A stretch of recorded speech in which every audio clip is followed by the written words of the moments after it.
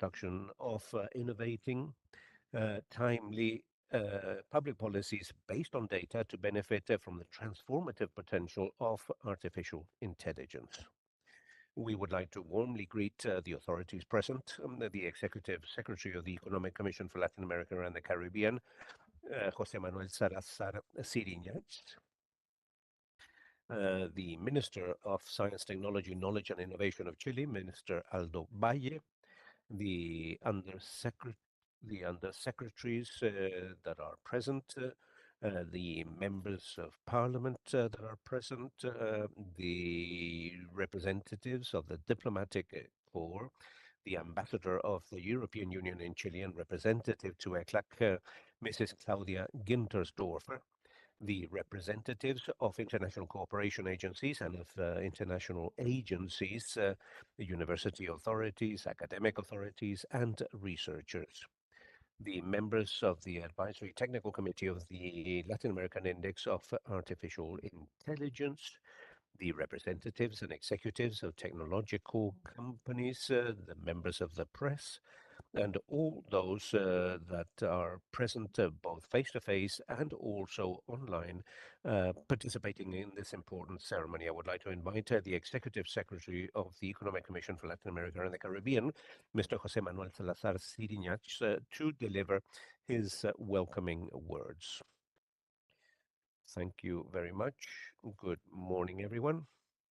It's an honor to welcome you warmly on behalf of the Economic Commission for Latin America and the Caribbean to the launch of this third edition of the Latin American Artificial Intelligence Index, ILIA 2025. This index is developed jointly with the National Center for Artificial Intelligence of Chile, CENIA, and with the support of the EU LAC Digital Alliance project and the collaboration of numerous academic institutions, public and private institutions also of this region. I would like to begin by especially greeting those who are with me on this in this opening panel. Ambassador Claudia Gintersdorfer, Ambassador of the European Union to Chile and representative to ECLAC.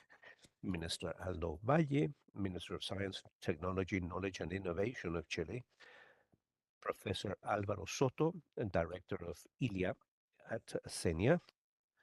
And I would also like to express my greetings to the ambassadors, members of the diplomatic corps, and other colleagues from UN agencies that are present in this event. Artificial intelligence is one of the frontiers of technological development in the modern world, a technology that has the potential to transform the world as we know it.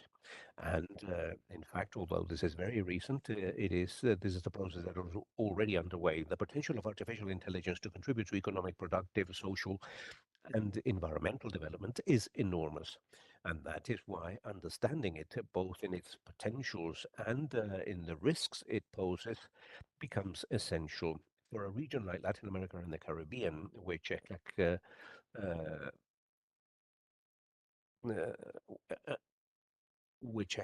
views as entrapped in three development traps. One of low capacity to grow and transform, another one involving high inequality, low social mobility, and weak social cohesion, and a third one of weak institutional capacities and ineffective governance.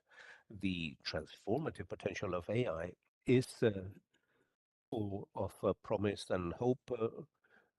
Given these traps and other structural gaps that exist, provided certain conditions are met, because AI poses a double challenge, at least on the one hand, to effectively integrate it into public policy agendas in many areas, including specifically to help achieve a more productive, inclusive, and sustainable development. As we know, the potential of application encompasses all other areas and some that we don't even imagine as yet.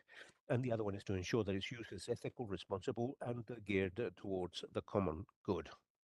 The Latin American AI Index, is an instrument that can be very helpful in order to respond to these challenges. It is a pioneering instrument that systematically measures the degree of readiness, adoption, and governance of AI in 19 countries for now.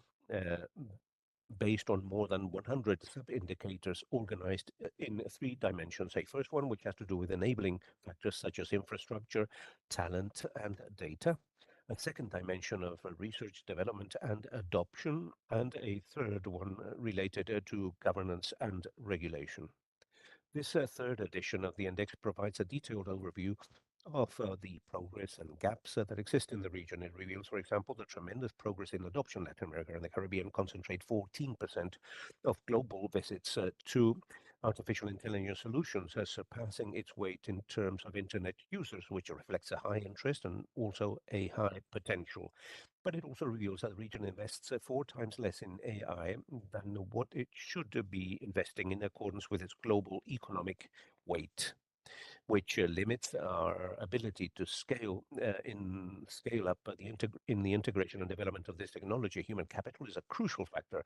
ECLAC estimates that a 1% increase in AI spending or investment in AI is associated with a 0.04% increase in GDP, primarily due to productivity increases derived from skilled labor without workers with the necessary skills. So the benefits of artificial intelligence are reduced and risks are amplified. The lesson is therefore clear. Artificial intelligence can become a driver of productive transformation, social inclusion, and environmental sustainability. But that will only be possible if we move towards a real and effective use of digital technologies anchored in meaningful connectivity, inclusive innovation, with a special focus on SMEs, for example, and a robust investment in infrastructure and human capital. None of this will be possible without closer cooperation between public, private, academic, and civil society stakeholders, as well as in spaces for international dialogue. Only by working together will we ensure that digital development becomes a force for shared prosperity in our region.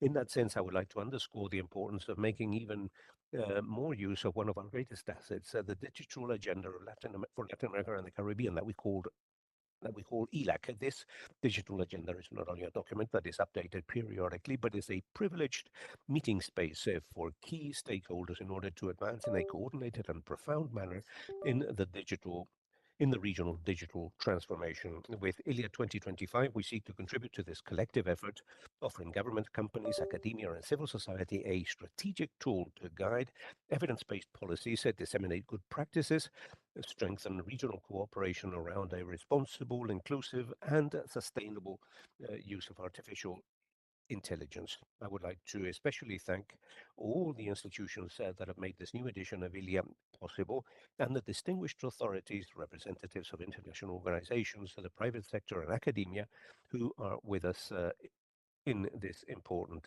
launch. Thank you very much. Damos las gracias al We thank the Executive Secretary of ECLAC, Mr. José Manuel Salazar Siriñach, for his words. The Latin American Index Artificial Intelligence Index, ILIA, is a result of a pioneer and systematic effort on the part of the institutions that promote its production and that provided their support, among them academic institutions, public institutions, and also private institutions, intergovernmental agencies, development banks, and a technical advisory committee comprised of different experts from Latin America and the Caribbean.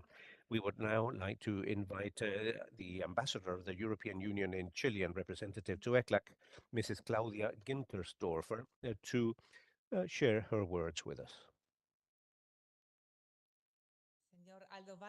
Mr. Aldo Valle, Minister of Science, Technology, Knowledge and Innovation. Mr. José Manuel Salazar Siriñach, Executive Secretary of ECLAC. And Mr. Álvaro Soto, Director of ILIA at CENIA. Good morning, everyone.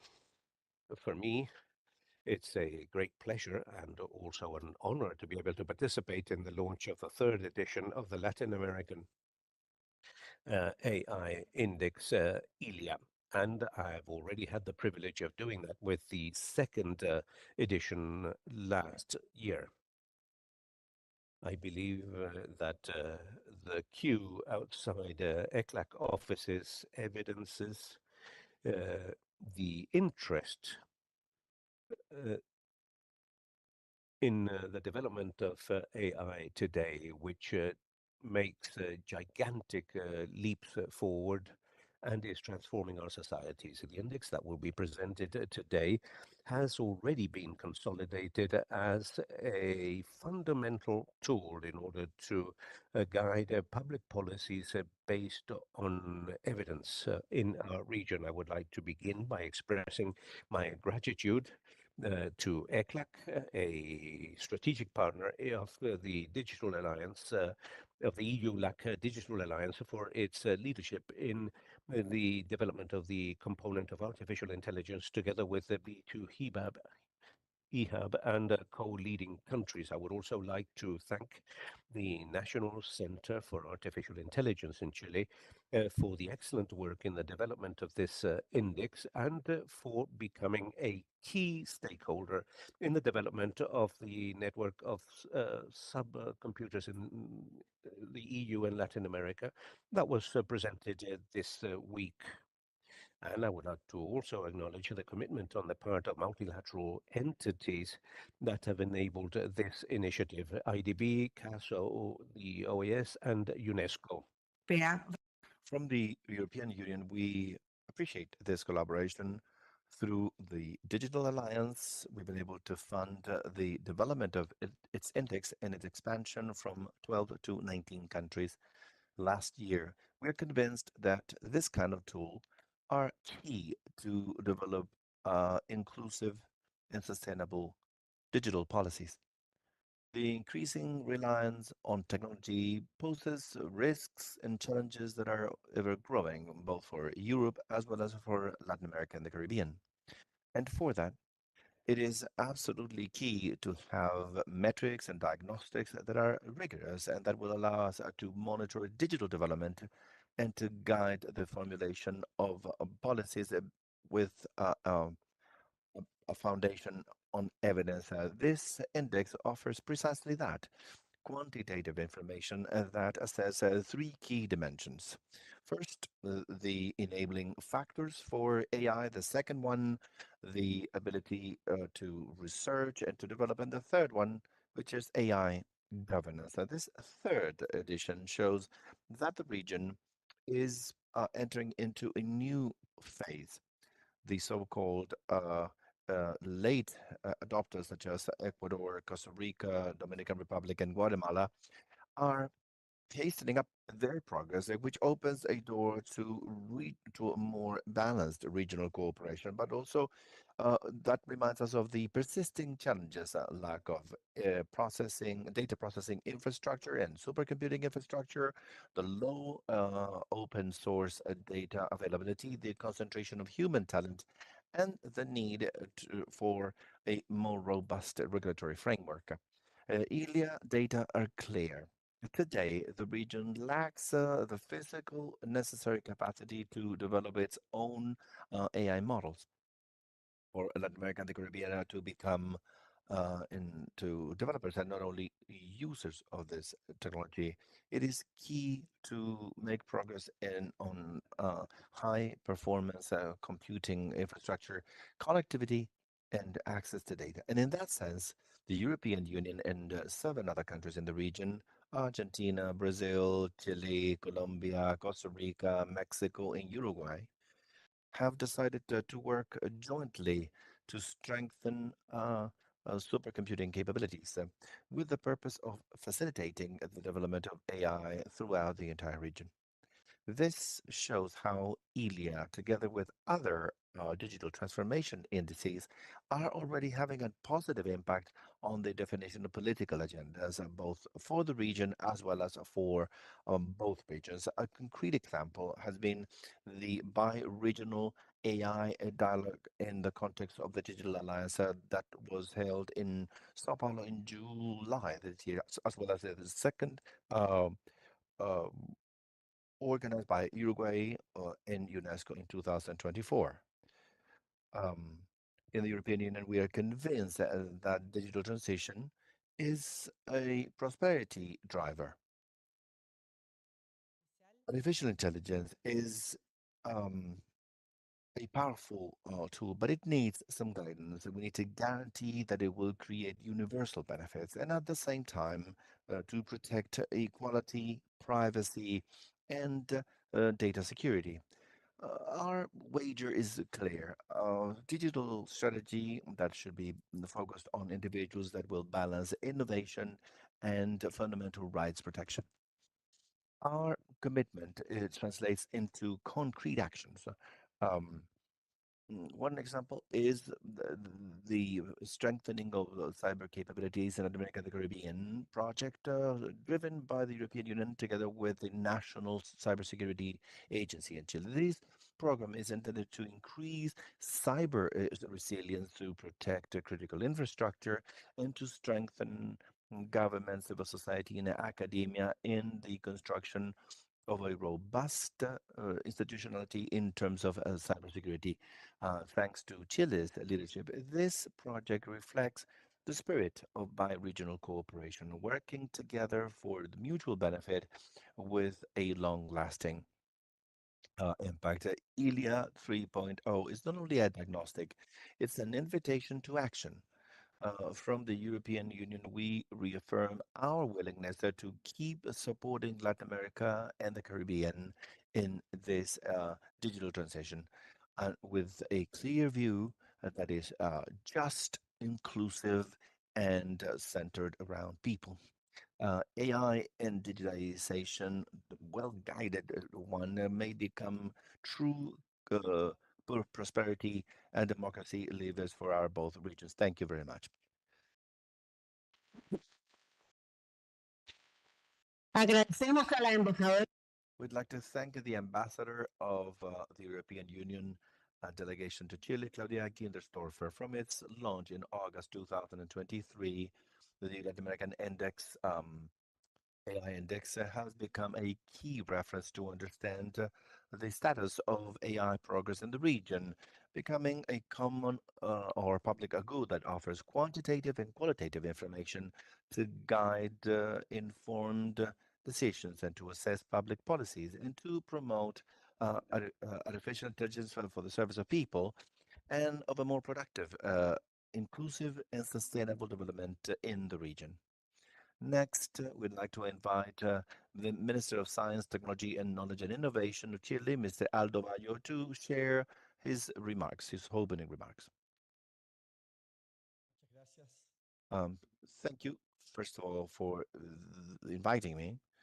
Good morning, everyone, those who are here with us, dear authorities, representatives of international organizations, of the academia, of the private sector, of civil society.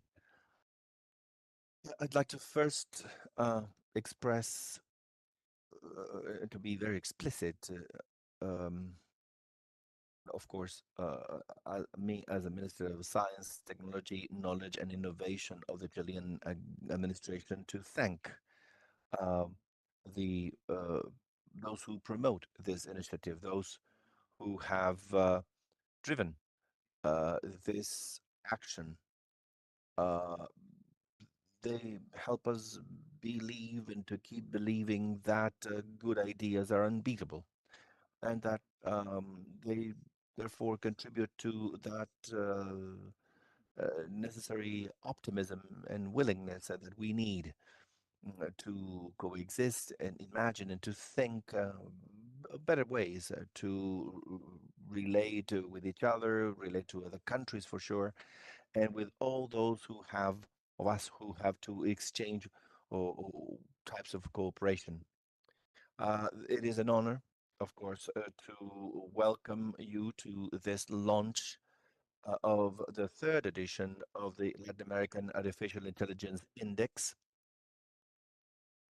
an initiative that, already said, has become a regional public good that is built based on collaboration and that is offered as a service to all our countries. I'd like to especially thank the Economic Commission for Latin America and the Caribbean, ECLAC, for hosting us, for your support and the willingness you always have with this initiative to the National Center for AI, SENIA, and the institutions that have supported this effort from the very onset, the IDB, uh, the Latin American and the Caribbean Development Bank, the OAS, the United Nations Organization for Education, Science and Culture, UNESCO. The presence of all of you here confirms that this is a task not only for a specific country, but it's actually a shared challenge for Latin America and the Caribbean. I don't think we need, and apologies for digressing, to adhere to any historical philosophy or conception of the world. But certainly, uh, we must say that when we talk about artificial intelligence, we're not only talking about algorithms or technological infrastructure or data necessarily. We are talking about a tool that is able to transform people's lives and to have an impact on the way in which we work, we learn, and how we communicate and how we make decisions. That is why from Chile we insist on something that we believe is key. Artificial intelligence must be conceived, and we must conceive it as a public good. A good that is collectively built, that is not only about individual users, and whose value grows if it is responsibly and rightfully shared. This index that is presented today is that a regional and Latin American public good, shared knowledge that is available to all. It is evidence at the service of the decision-making process. It's information that is not only held by some, but is delivered to governments, businesses, universities, and the citizens with the conviction that only from the point of view of transparency and open access will be able to make progress towards a more equitable digital future. In its first edition, it was an initial diagnostic. In its second edition, it was a technical benchmark for multilateral organizations. And today, in its third version, the index becomes a tool for political action and for regional diplomacy. What is presented here allows us to see the gaps, the persisting gaps in our region, in terms of infrastructure, in terms of talent information, research information, business adoption, governance, and regulation. But it also casts some light on common or shared opportunities, the possibility of sharing computing infrastructure, of training our youth, to build ethics and regulatory standards adapted to our own realities and to our own cultures, and to create regional projects that will give us an international voice.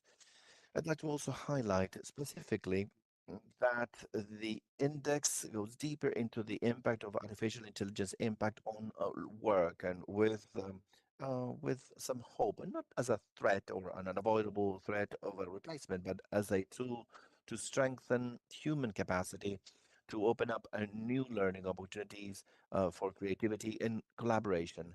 This is that's consistent with the public service view that we uphold. Technology cannot be an end in itself, but it must always be at the service of people's dignity and how we relate to each other. More than ever before, we need to understand that artificial intelligence is not neutral. Its impact will depend on the political and social decisions that we may adopt. If we let it grow without regulation, like it might reproduce inequalities if we consider it from the point of view of the common good.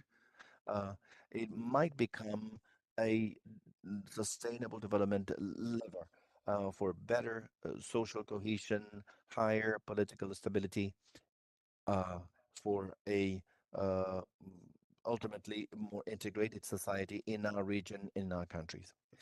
This index provides us with a absolutely necessary compass. It reminds us that no country in Latin America and the Caribbean can actually face this challenge by itself. that our strength is in collaboration, in the regional integration, and the conviction that science, technology, and innovation must be tools at the service of the people. I'd like to close these remarks with an invitation that this report or index is not only a publication that we look at today, but it should be used in the future as a permanent input for our public policy making effort for strategic planning in our universities, for the innovation of our companies, and for the action of our uh, multilateral organizations. Let's make of this Latin American Index a tool that will be with us in every decision that guides our priorities and that will always remind us that artificial intelligence should be at the service of a social and economic development that is inclusive, sustainable, and democratic. Uh, of course, I thank you for your presence and the commitment that you have shown in this effort. That interest is a sign, of course, quite self-explanatory that we're all very willing to do or to make this index a great instrument for our development and regional integration. Let's Y de esperanza para nuestra región. Muchas gracias.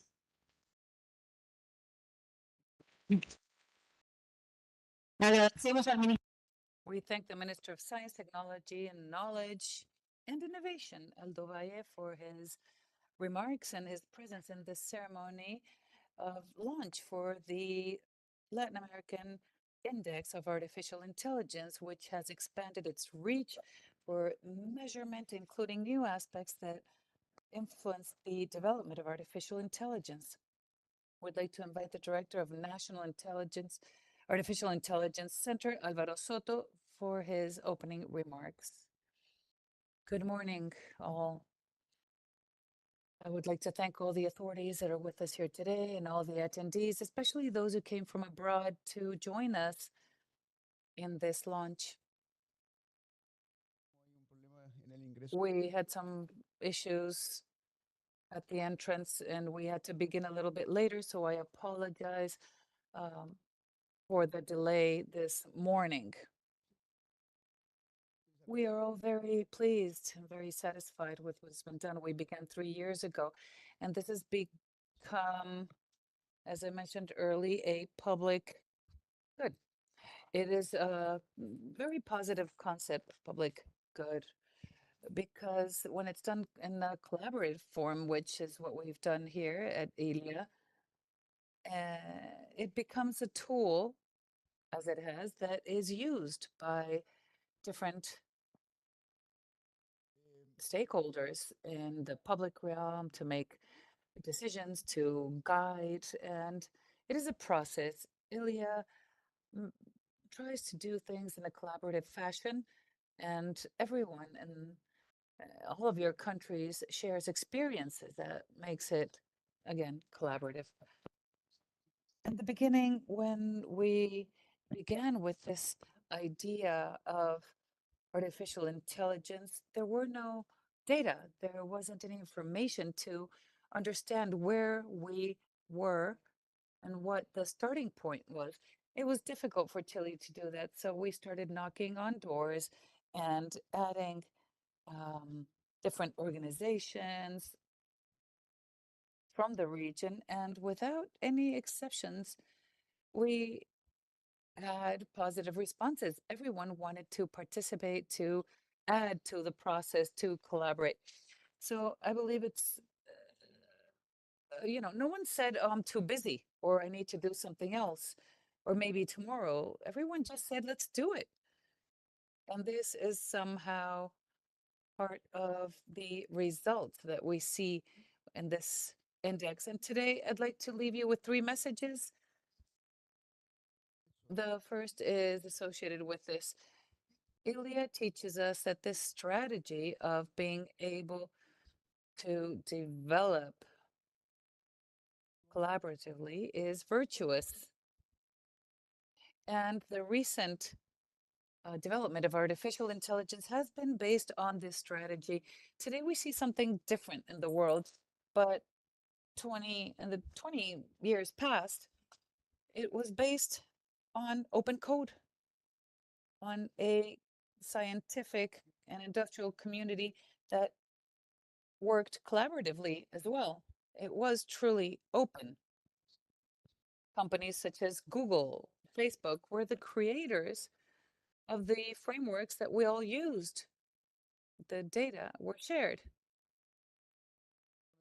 For different reasons, this has changed, and it shows the value of having an open strategy, a collaborative strategy. And this was also related to, well, the different regions in the world that established different models, different strategies. So in the US, it is very much based on the leadership that we see in the technological companies and support in the case of China, the presence of the state with access to data. In Europe, we have the plants, artificial intelligence plants and factories, and there is a certain leadership in regulation and the responsible development of artificial intelligence. But what is the development model of Latin America for artificial intelligence? I feel that this model based on open code, it's about sharing, it's about collaborating, and it can be the development model of artificial intelligence for Latin America. And this is a model that the ILIA is also doing with the LATAM GPT model. It works.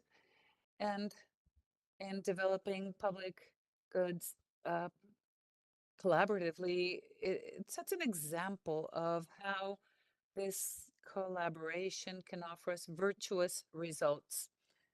And it is a model that sets an example. That's the first message. What is the second one? The artificial intelligence model in Latin America. I feel it can be an open and collaborative model. The second model has to do with the sense of urgency. One of the things that we see here at ILIA and that is advancing is that there's a lot of interest. Most countries have national artificial intelligence policies, all focused on how we can develop artificial intelligence from our country. But although there's a lot of enthusiasm, there are few decisions being made with certain commitments. So in terms of supporting the national policies, having better decisions, pushing the technology. So it is revolutionary and it will change how our societies work. It's important to support this. In the region, we have many problems, challenges.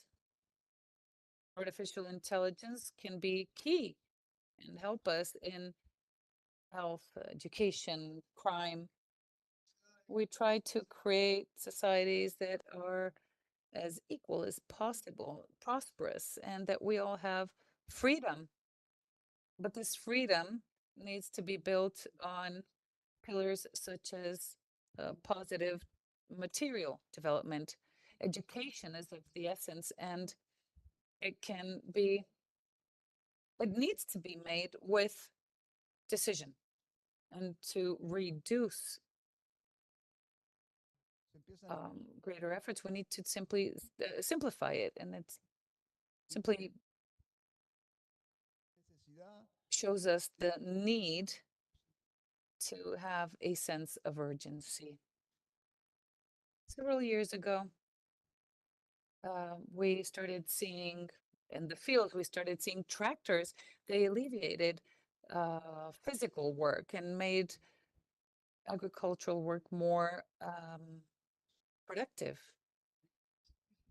Artificial intelligence is like the tractors that once helped us develop our productive systems in a better manner.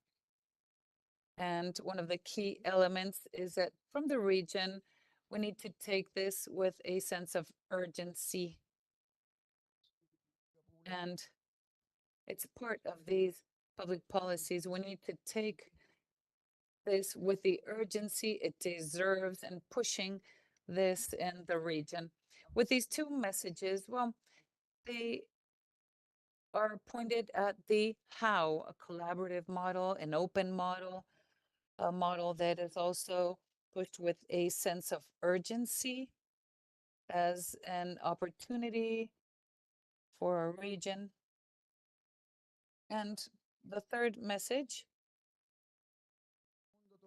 we can be as interested and invested as we like, but we need to understand what it is that we need to push.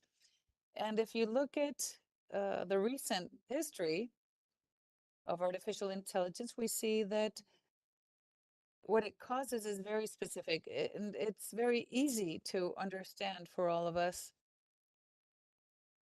If we were talking about quantum mechanics, that's difficult to understand, but intelligence is simple. We all have it. We all experience it. So this revolution begins with certain models, with a deep understanding of these models. And sometimes we realize that they help us all day. The ability to have an associative memory that is very powerful. Today, I met several of you at the coffee, and I saw your faces, and I remembered who you were and more or less where you worked, etc. And all this comes with the associative memory, and we use it daily, everywhere. It is direct associative memory. You don't need to see several faces. You see one face and and you know who it is. So this is a very important cognitive memory. And today we can share this or find it in machines. The machine, you give it data and it generates X. So it is quite spectacular. And they are able to store information in an associative manner. So we simply populate it with a lot of data and then it can reason. Like, for example, you can say now to a model, make me a summary or elaborate a plan on something, and it can do it correctly. We also have information, data, calculations, but it is all quite key. And recently I was in this talk, and in this collaborative strategy, we wanted to show through example how we use our data. And someone was saying, how are we going to compete with the great technologies that have all the data in the world? Or many data. I said, well, but they have one kind of data that go to the social media. But what about the classrooms and how these can improve our educational system? They don't have that information. What happens in our cities and in different situations, daily situations produced, that is very unique information. Podemos generar modelos que atiendan o conozcan. We can generate models that better attend to what is happening in our regions. And this information is key. And calculations, any country, I find it very difficult for countries to generate calculations similar to what we do and happening around the world. But if we join our capacities and we have a distributed capacity with collaboration with Europe, and now we have been talking about sharing this with Europe. Europe can be a very good ally in the development of artificial intelligence. Well, we can have calculation system that will bring us to the greater leagues, big leagues. And that is my third message. It's very important to understand how and what and the advantages in Latin America of this. And we can collaborate and develop synergies. Our cities are democratic cities. They are built on the French Revolution inheritance, and there are certain bases of democratic values, and we build two principles on this. And artificial intelligence can bring about this intelligence, this freedom that all Latin American citizens should have access to with greater education. Tradición que a veces olvidamos. Now, there's a third element of that tradition which we tend to forget about, and that's fraternity, being fraternal, being brotherly, and trying to build the history of AI in Latin America in a collaborative fashion, but in a brotherly fashion as well, could be a successful model as well as an example, an excellent example for the future and for our region. Thank you. Agradecemos al Thank you to the director of the National Center for Artificial Intelligence, Alberto Soto, and thank you to the other authorities presiding them. Now, ILIA has had an interesting history. Back in 2013, they focused on the baseline for AI in the region. And then in that was 2023, excuse me, in 2024, they were able to expand the number of indicators included therein. And then today, the third version of this index, it's delving deeper into new profound concepts to allow us to better understand the progress of our economies and the role of AI in inclusive and sustainable development. Now, to further tease this out, we have Rodrigo Duran with us, and he is the director of ILIA, and he will provide us the findings of the ILIA 2025.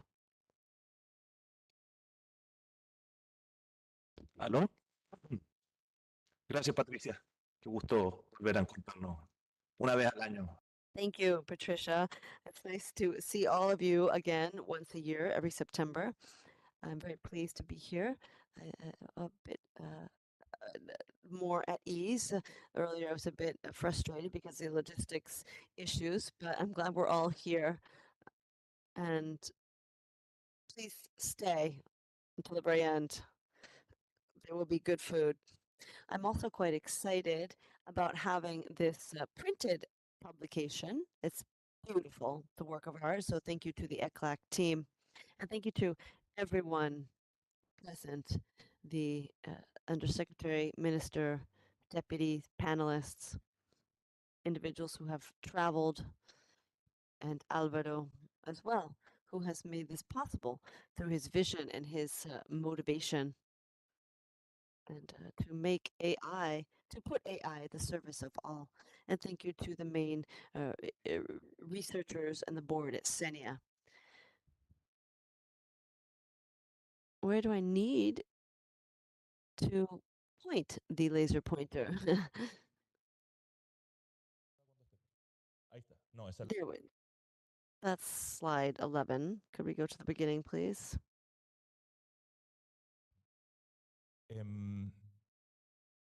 Maravilloso. Excellent. Thank you. Here we have the recognitions and the appreciations. Now, the individuals with whom we have collaborated for quite a while has grown. The number of individuals has grown significantly, and we're very proud about that because this has enabled us to build this and other things as well. Now,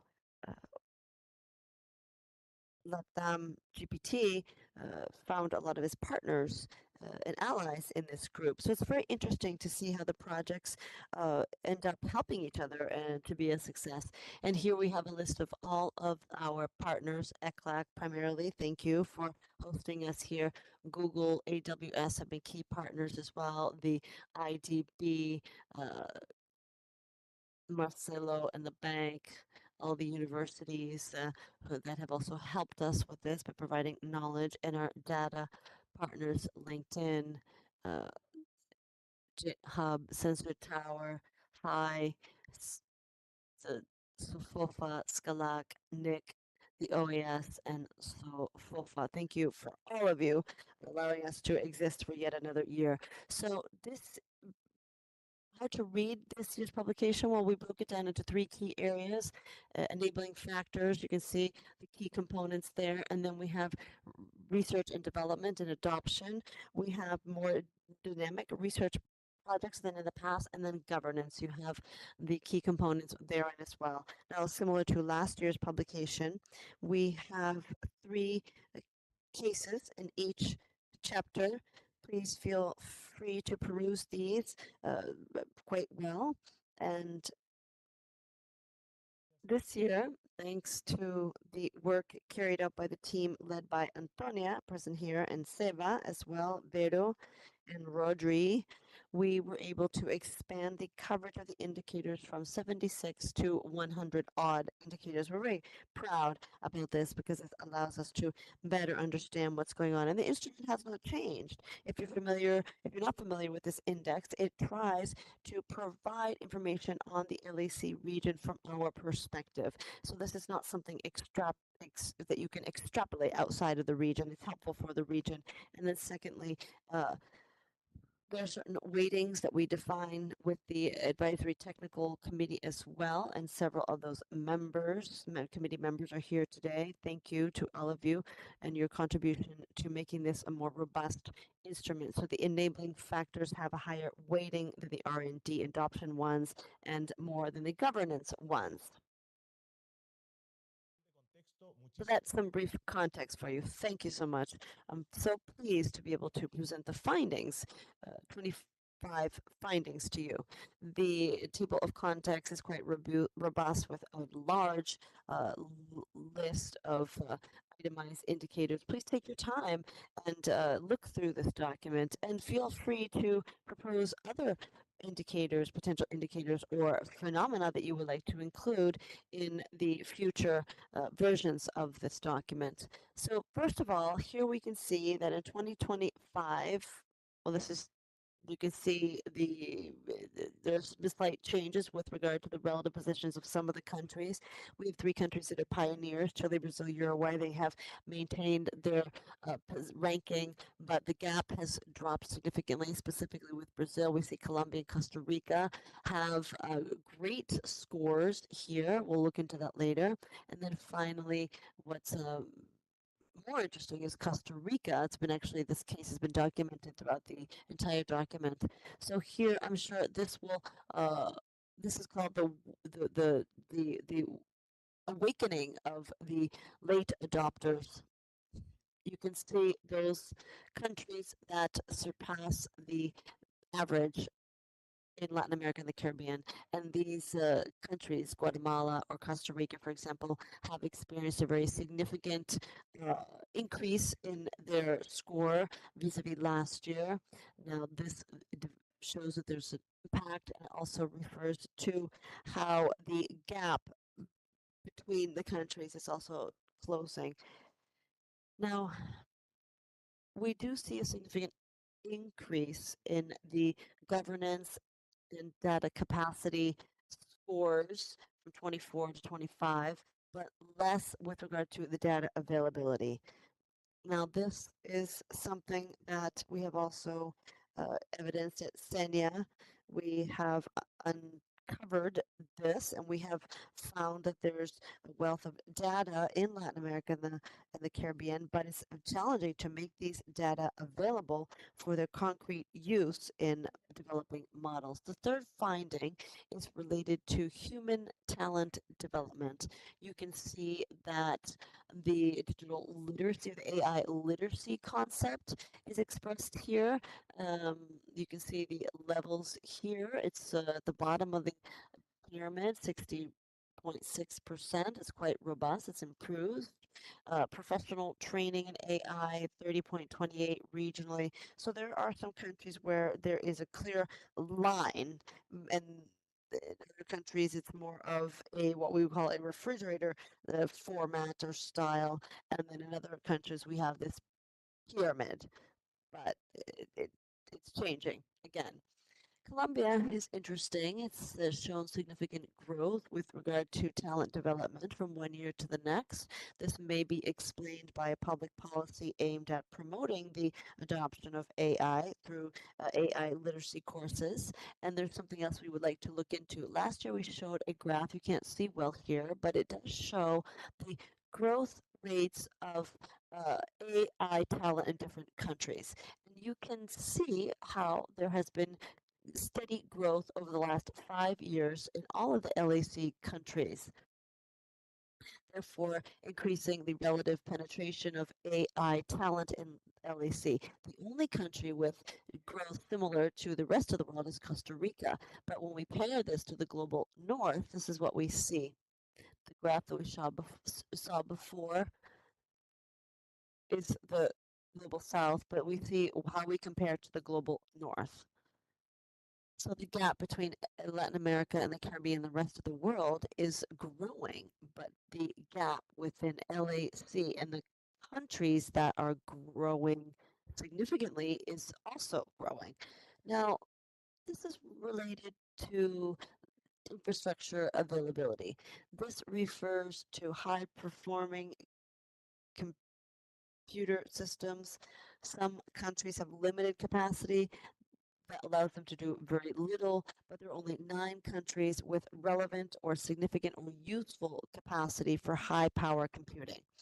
And this is related to GPU capacity, and other types of capacity. So this is just a report on those countries that are reported under SCALAC data. There's private sector data out there as well, and we know that that would provide us with great information, but in any event, this concentration has a significant impact. So let's go back to this idea of collaboration that Alberta referred to so frequently. Now, these 3 graphs refer to 3 different things. First, to the left, you have the market share of IA app downloads in LAC. 17.7%, close to 20.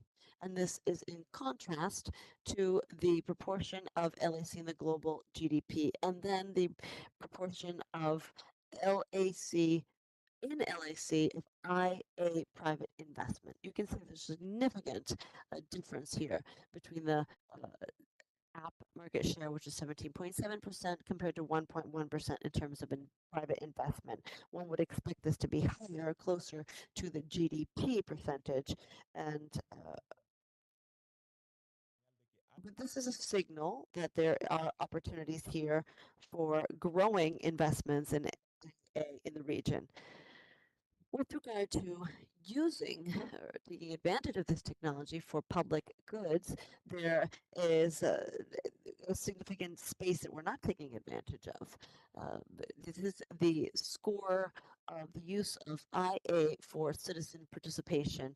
You can see some countries are leading this score board, and this again is correlated to how IA is being used for public policy by citizens, and what citizens, how citizens use AI to influence in public policy. It's quite minimal in the region. It's minimal with regard to citizen consultation and for use in public policy. Now, with regard to the IDB, we worked on trying to better understand the impact of IA, generative IA, in generating knowledge for teaching. And we came up with different educational establishment user profiles. So some of the users are functional. They use AI to speed up certain tasks. And then the integrators, they use AI as a transformative partner And then finally, those critical users who use technology but with more caution. Now, it's likely that this pattern will be repeated elsewhere. And so we need to have public space, public policy, and institutional space that would foster adoption of AI, but by profile group. And when we think about the academic sector, we also see something interesting. Close to 80 en Brasil y México y el 90% 80% of the researchers or close to 70% of the researchers who have published at least two papers regarding IA in the last year are concentrated in Brazil and Mexico. And then we would look at those who've been around for more than 2 years. We say 68% of them are present in Brazil and Mexico, and then 19% in Argentina, Chile, Colombia, and the rest of the countries. 14% only have 13. Those others are 13%, and this is contrary to when data knowledge is being created. 90% correspond to Brazil and Chile, and the rest in the other 17 countries. So we have academic sector that's very concentrated, and in Latin America and the Caribbean, it's only less than 20% of the academic work in artificial intelligence. que tenían distintos elementos para la promoción del desarrollo económico. This is also related to economic growth through artificial intelligence. This is good news. Sean tan robustos en capital físico como para otros procesos tecnológicos como podría ser revolución industrial o qué sé yo, sino que parece ser mucho más. Essence of Por otro lado, la accelerators is key for entrepreneurship as well as public policy that will allow for more agile private investment and with fewer obstacles. elementos que quisimos profundizar junto con talento y capital humano fue la promoción de la sostenibilidad a partir de políticas públicas donde América Latina pareciera tener una ventaja competitiva. Where Latin America seems to have a competitive advantage.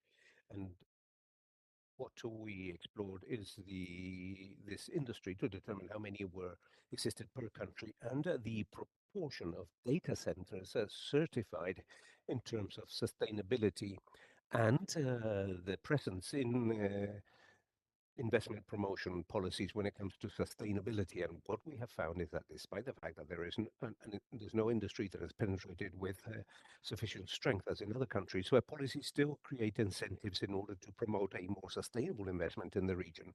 In other words, if you look at countries such as Chile, Brazil, or Costa Rica, where we are evidencing some interesting evolutions in terms of public instruments in order to promote those investments, well, that could still be improved so that it points towards sustainability with greater strength. Another element that has concerned us from the very beginning is the gender gap in the investigation of artificial intelligence. That regrettably is a pattern that is repeated, that is present in artificial intelligence, and also when it comes to the adoption and development of talent at a professional level. Fortunately, what we find is that we have changed from 19.5 to 23.6% on average in the region. In other words, out of 100 people working with AI, today 24 are women, and that is apparently the result of certain policies that are underway. But however, we're still unable to understand, and this is a study that we want to launch for next year, the policies that are most effective for that purpose. For example, Chile, that has an institutional architecture which is quite favorable in that sense, regrettably does not reveal such positive figures as the other countries in the region. And to conclude, and this is something that was mentioned by Alvaro, this graph represents collaborations between countries in terms of open codes. And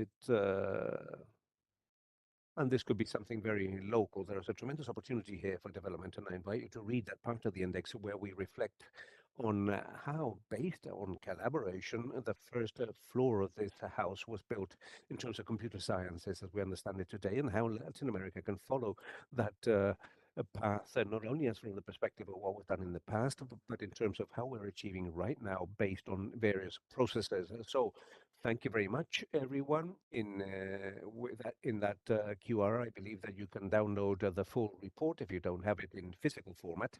We thank the people that are connected online. Thank you for accompanying us.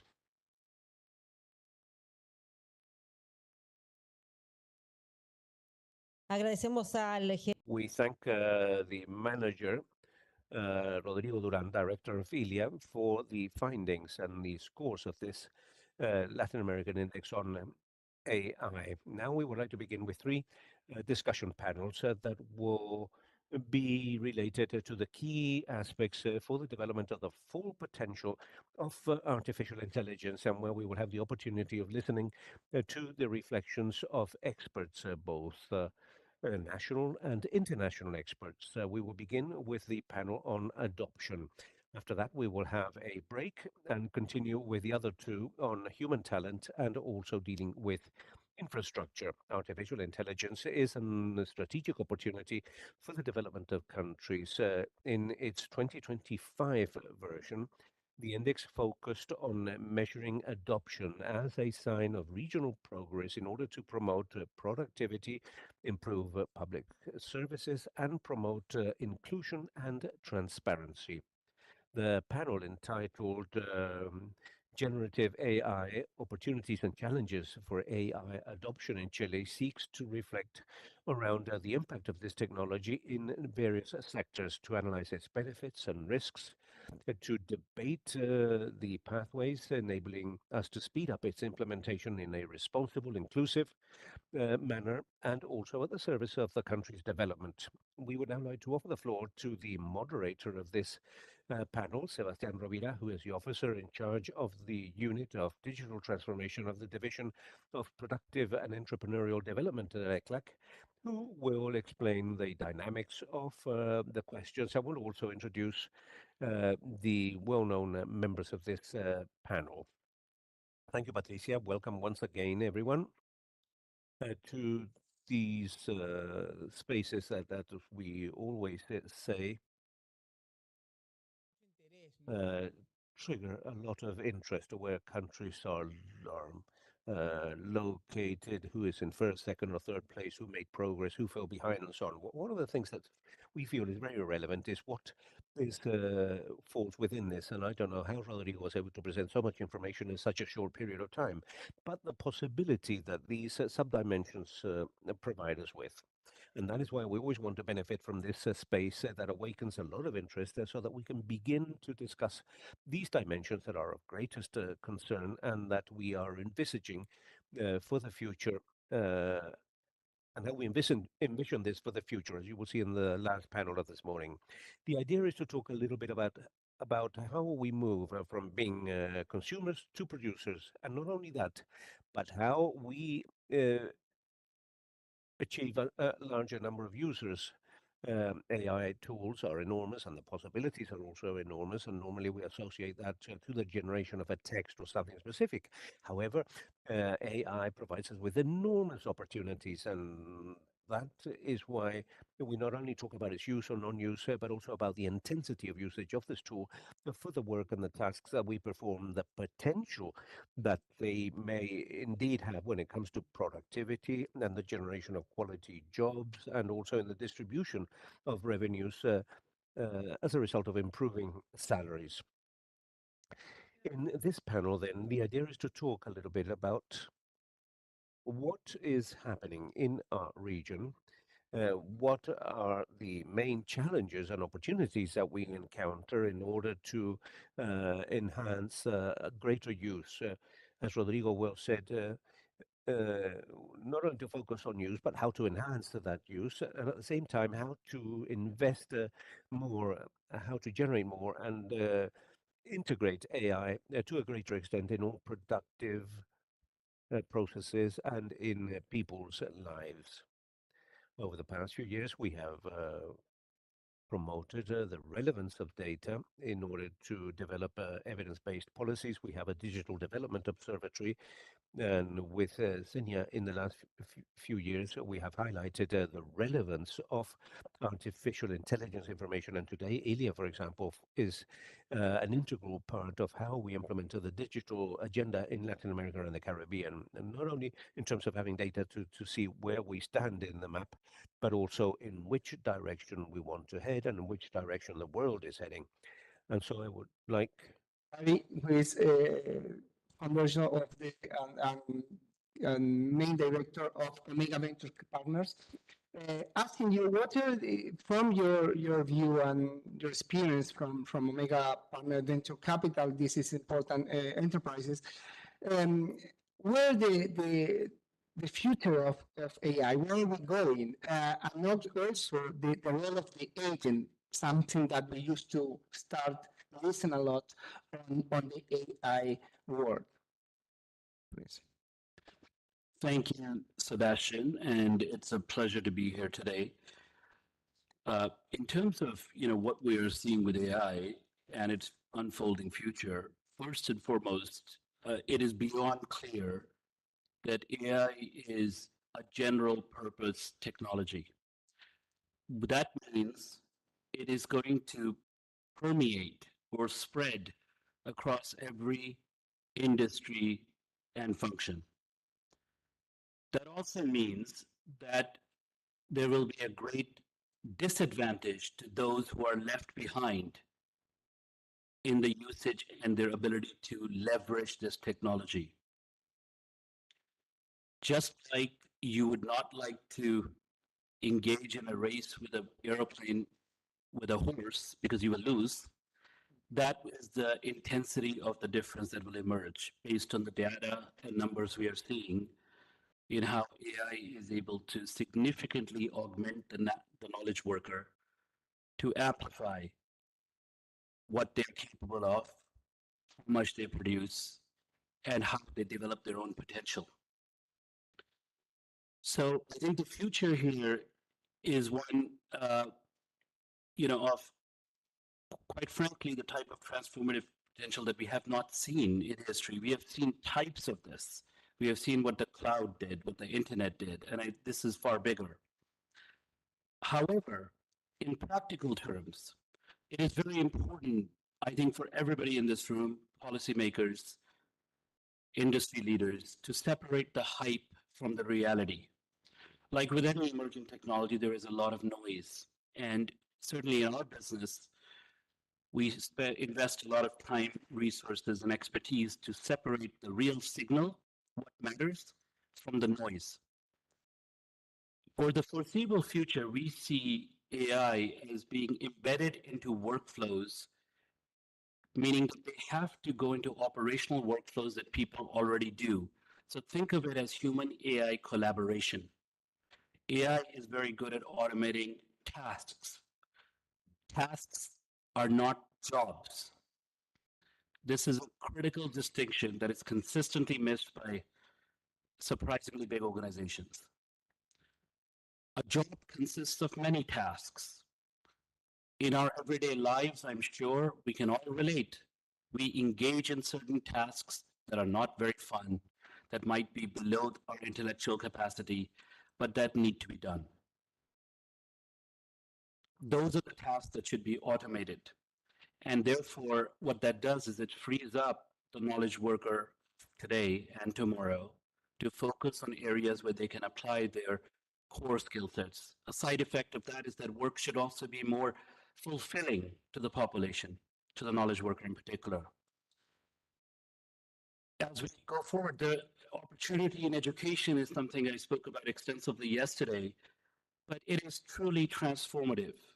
AI is democratizing access to knowledge that is personalized, highly expert, interactive, and curated for anyone with an internet connection. This is truly an opportunity where that was not possible 3 years ago. Today, a student in rural Chile can access an MIT or Harvard level education in the voice of the specific professor that they want, living or dead, and get educated in the style that they prefer. So I think the impact that AI will have on the dissemination of knowledge is profound. Obviously, that also means that responsible AI means that we have to ensure that there are guardrails to ensure that the information that these AI systems are producing is true. It is trustworthy. It is not distorted or manipulated. This is critical. Ultimately, our populations, their beliefs are shaped by the information they consume. All that said, in terms of agents, so, in many ways, agents are a buzzword, right? And I personally am not a big fan of buzzwords because it can mean anything to anybody. It can mean different things to different people. And I like to be a bit more precise. And naturally, in the investment business, you have to be precise because our shareholders judge us by the quantitative numbers and results we produce. Agents are nothing more than AI that has been sequenced together to perform, something end to end. So as opposed to today, when many of us are accustomed to using AI in a consumer format, which is you input a question or a statement and you get back an answer. It's request response. An agent is simply that piece of software now working in the background. So instead of being reactive, it can be proactive. And if you ask it to do something, it might go and do multiple steps. For example, find the information, go through and refine the information, do citations. What this is ultimately heading to today, the reality is that agents are limited to multiple tasks. And we are starting to see agents now become multi-system agents, where it is not only, in any given company, you have multiple systems. So we are now seeing the evolution today from single system tasks to tasks that touch multiple systems. For example, somebody in your human resources department needs to put out a job posting. That is a recruiting function. On the other hand, they need to train an employee. That's a training function. Historically, the software systems that power recruiting versus training are different. These are two different systems, as a simple example. So agents are nothing more than the evolution of AI, where we can allow the agent to go and work in the background and to work with us a bit more proactively and with a contextual understanding of what it is that we are doing. I hope that's helpful. Thank you very much, Mr. Groff. Creo que hay unos puntos bien. There are interesting things, and they precisely relate to how IA can help increase knowledge among workers. We need to start by that. We cannot think that it is going to solve issues for us that we need to solve ourselves in areas such as education. It is a tool, just like the same with the top tasks. We are sometimes focused on the uh, tasks themselves, and we need to see it as a tool that helps in the tasks that we perform every day in our jobs, and how this can help us develop other skills. I'd like to offer the floor now to Nicolas Schubert, who is the manager of public affairs of Google, an international organization. So, Nicolas, from the perspectives and Google's experience, how do you think one can strengthen some of the local capacities that Rodrigo discussed as part of some of the indicators in the countries in the region? And some lessons learned about certain tools that you may be developing. Thank you, Sebastian. Thank you for the invitation to be here today. Congratulations, uh, Senia, for this third edition of the Latin American AI Index. And I extend the greetings as well to the entire team of ICLAC, Senia, and everyone who made this possible. Your comment, your question is important to focus along the same lines that we have heard this morning, which is the um, opportunity that AI provides our region. I think Latin America and the Caribbean have a major opportunity in terms of how we apply artificial intelligence to solve the concrete problems we face. We are a region that can innovate by implementing the existing technology to address the problems that we know. We have a broad literature with diagnostics, and possibly AI is an opportunity so that we start practicing by implementing some solutions. I don't know, in areas such as productivity, healthcare, agriculture, education, finance, and public services. And public services are probably one of the sectors that receive the highest degree or have the highest impact on society. It's a catalyst of everything else, I would say. And I believe Latin America has had a traditional lagging behind in terms of the implementation of this technology. So that's why the invitation to see this as an opportunity, transformative opportunity for our region, I would say. There are some forecasts saying that AI implemented in our region may have an impact of $242 billion in terms of GDP of the region.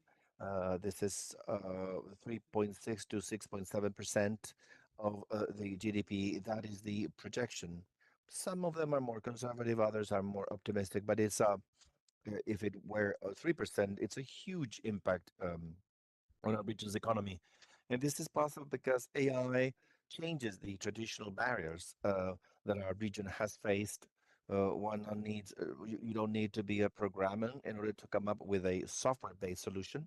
So this does have a democratizing impact. Today, we can be part of the economy and the global economy thanks to these tools that are available.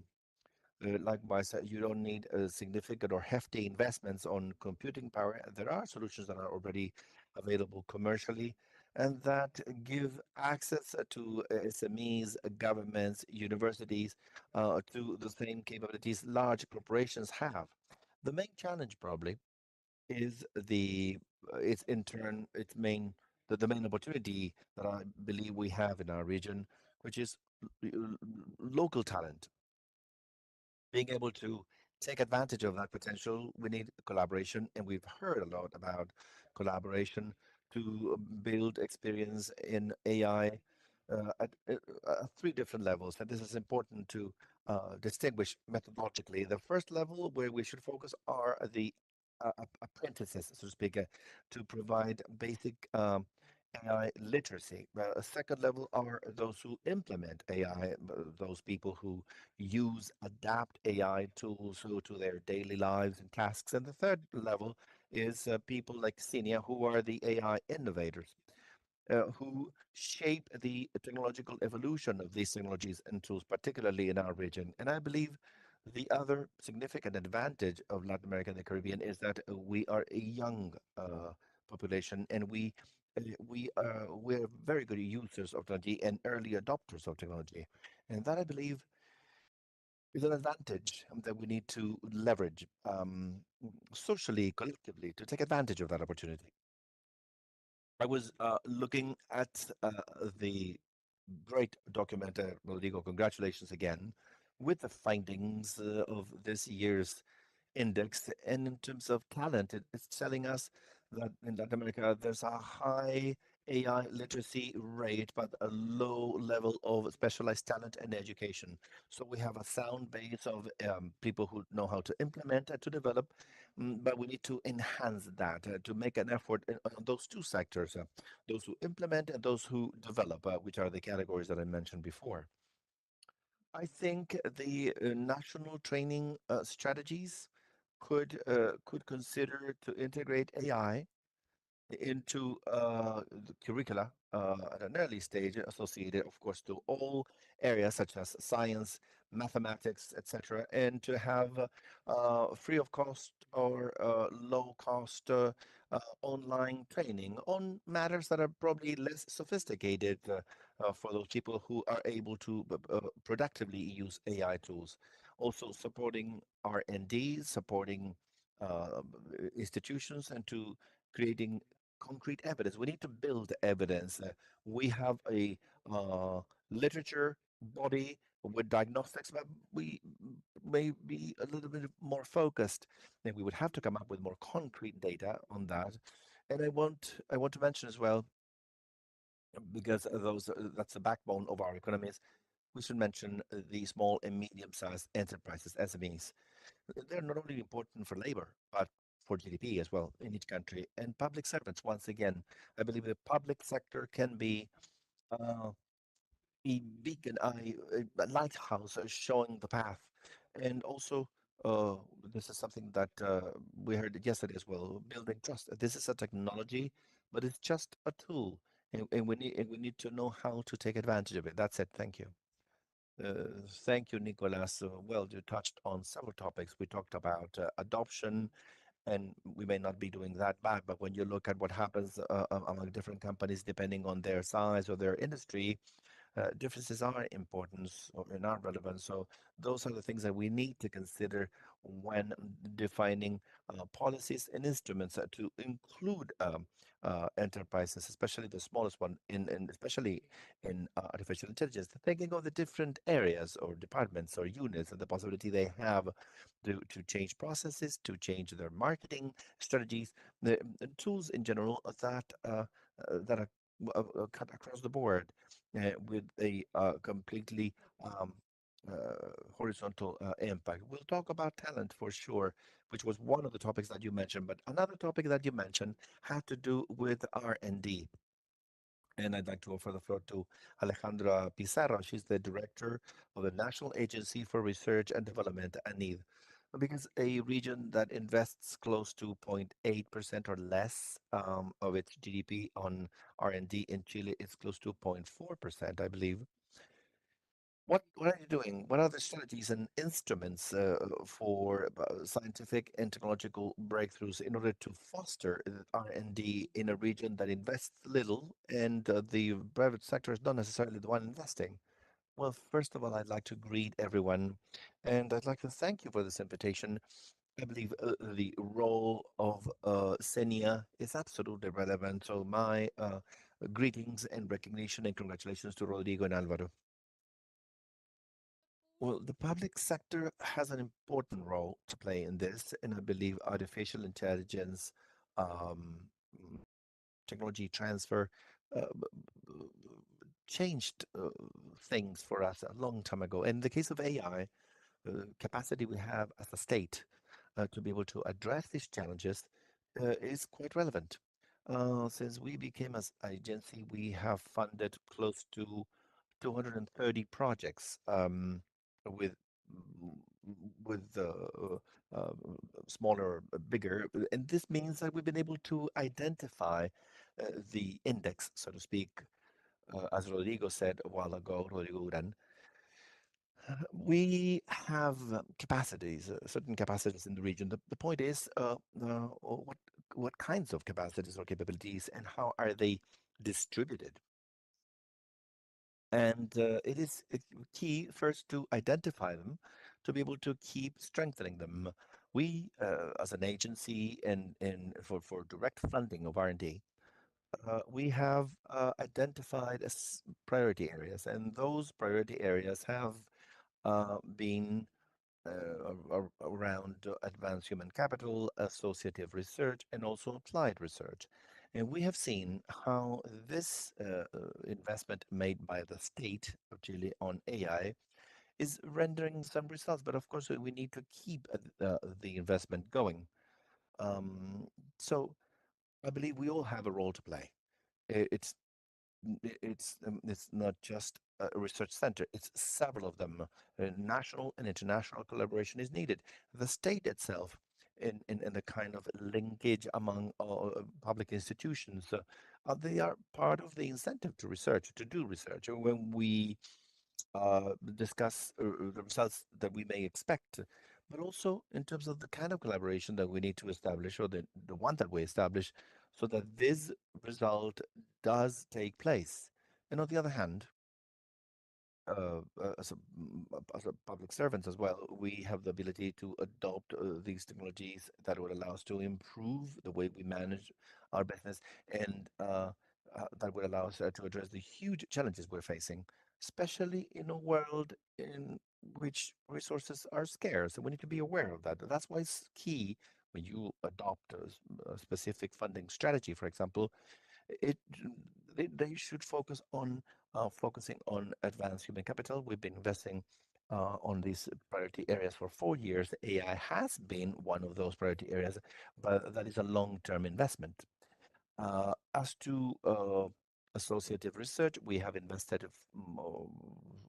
over these years. We became an agency to strengthen research in different centers and institutions, including CENI, of course, your institution, with the result that we are able to identify, which is part of what we expected, but we have also had important surprises. Although the design of public policy making in terms of investing on artificial intelligence and the development of that has been a part of what we expected, but with significant effort, I should say. We have detected that certain development areas that are going faster than we expected. AI has shown significant and faster impacts. And if we don't go faster, we're going to lag behind from actually the challenge we need to face. Thank you very much. Thank you, Alejandra, for also discussing the role of public institutions and precisely the incentives, especially in countries where we need to support the development of this field. I'd like to offer the floor to Natalia Regui from the North and South. Director of Public Policies, Amazon Web Services, North America and South. And are there any things you've done in the region, and how can we enhance this from the perspective of AWS? Thank you, Sebastian, and thank you to Senia. It is a pleasure for us to collaborate from the beginning on this initiative. It is a pleasure for the country and for all of Latin America. Thank you to Chile for offering us this gift. And it is the only way to know where we're going is by knowing where we stand today. And what we're seeing today. And of course, my Google colleague gave us some very positive information. The contribution of artificial intelligence from the perspective of the GDP is around 6%.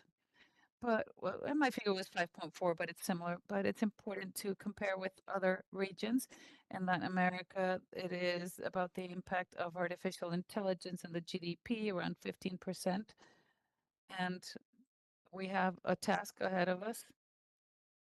And the index and the report offered to us by Rodrigo has to do with talent, and we've heard about infrastructure and public policy. Amazon Web Services and talent in 2020, we made a commitment with an investment of investing. Sorry, we invested or wanted to train 20 million people worldwide on technology in 5 years. We did it a year earlier, and Latin America is part of these numbers. We've trained over 2.1 million people on artificial intelligence, and that means that we need to continue with this task. And I'd like to say that we offered information this year where we're going to have a region of web services anniversary. It is a huge investment that we've done, $4 billion in Chile, added to the announcements and investments that we have in Mexico and Brazil. And of course, with this, we're going to contribute to the development and to strengthen Latin America's race to having a position in the world of artificial intelligence. I'd like to offer you some figures that are important. And on September 30th, we published a study about unlocking the potential of artificial intelligence between countries in Latin America. One of these is Chile. We have some very interesting figures, and they agree with some figures that you just gave us. In Chile, we've had a significant adoption of artificial intelligence by companies. 65% of the companies had have adopted artificial intelligence, and of this percentage, in a very basic manner, only 62% has done it. And this agrees with the digital literacy program that you mentioned. It's a starting point for digital transformation in a very transformative way. And the other interesting thing is that only 13% of the companies in Chile are making advanced use of artificial intelligence. And the figures that you've shown in talent and capacities is 13%. It's very important. So the figures are clear. And I am truly surprised that they were so exact. It is a task that we need to continue with. And one last thing, and it's in relation to the study I mentioned earlier, the observatory. Wait, there's companies that need to invest in compliance, regulation compliance for the implementation of artificial intelligence, for example. And 19 of every $100 is what the companies in Chile need to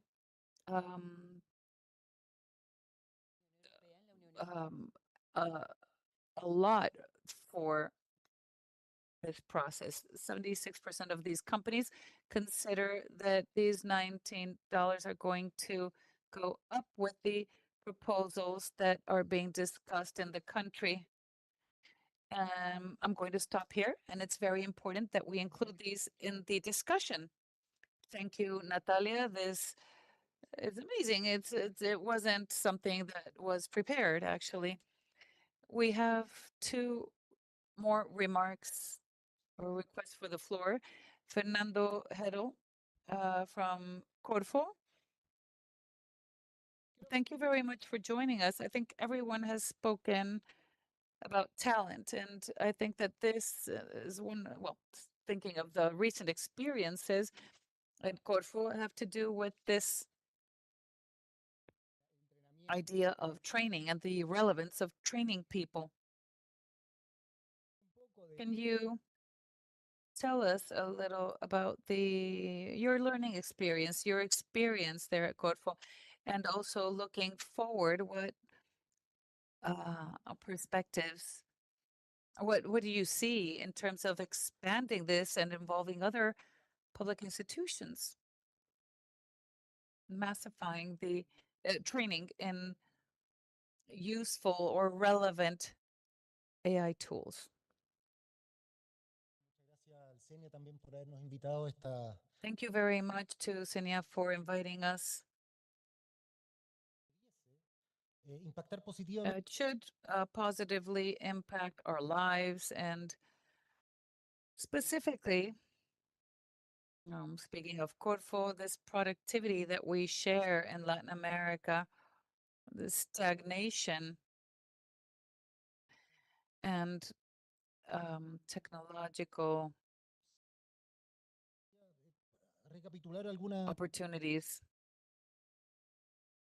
I'd like to make some comments on reflections made previously.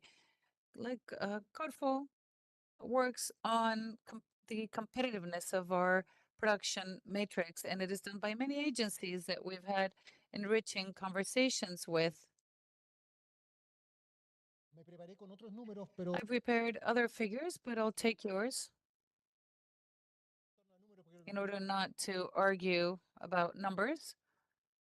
They may no longer be up to date in a couple of weeks, but we do agree that companies in general in Chile, which are basically the target of Corfo, are all exploring over 60% of the use of artificial intelligence in their business models and in their business processes. And only 5% of these companies have been fully integrated.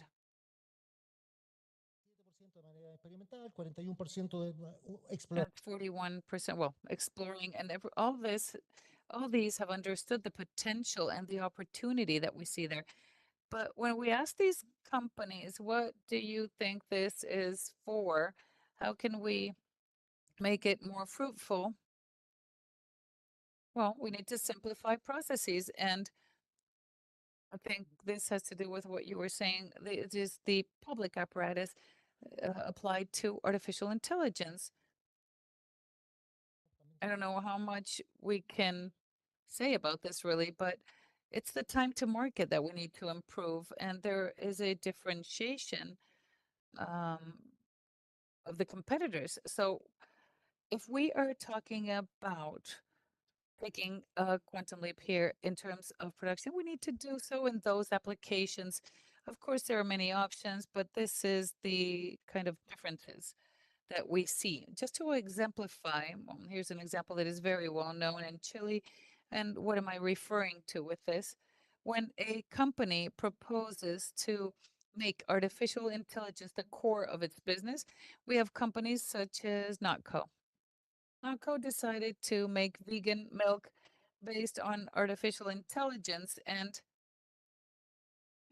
this is a mix of products through artificial intelligence, a variety of sub-products that is very similar to the original product. And there you generated a deep transformation based on the business culture that is not present in most of what we see. And it is one of the main challenges.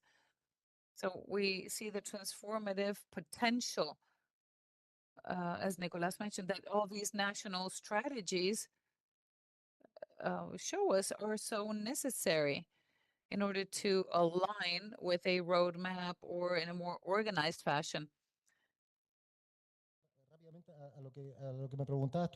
And this is what you were asking about earlier. Well, the public world has artificial intelligence, but I think the greatest case is the controller's office. We're not using it really, they're using it, and it is being used to assess or evaluate ourselves. And this has an effect that I don't really remember what the panelists were saying. It has to do with recovering trust, trust in our target market. It's us, transparency, agility. And this is where most opportunities are. And here's, Corfo evaluates projects, offers subsidies. We take a long time sometimes, and it could be interpreted as subjective, but it's the same thing. If we have a company and you reach a project, and how much more do we invest in assessing and in hiring external companies, and hopefully they live very far so that there's no conflict of interest. We're waiting for the population on Mars, and it is increasingly expensive. So, we have replacement resources, sometimes 500 or 200 that were left out. So it's in this trade-off that artificial intelligence reduces or drops the entry barriers, but we have many challenges still on the public side. If companies have problems with regulations, well, you can imagine what it is like for us. We need to replace very delicate assessments with an algorithm.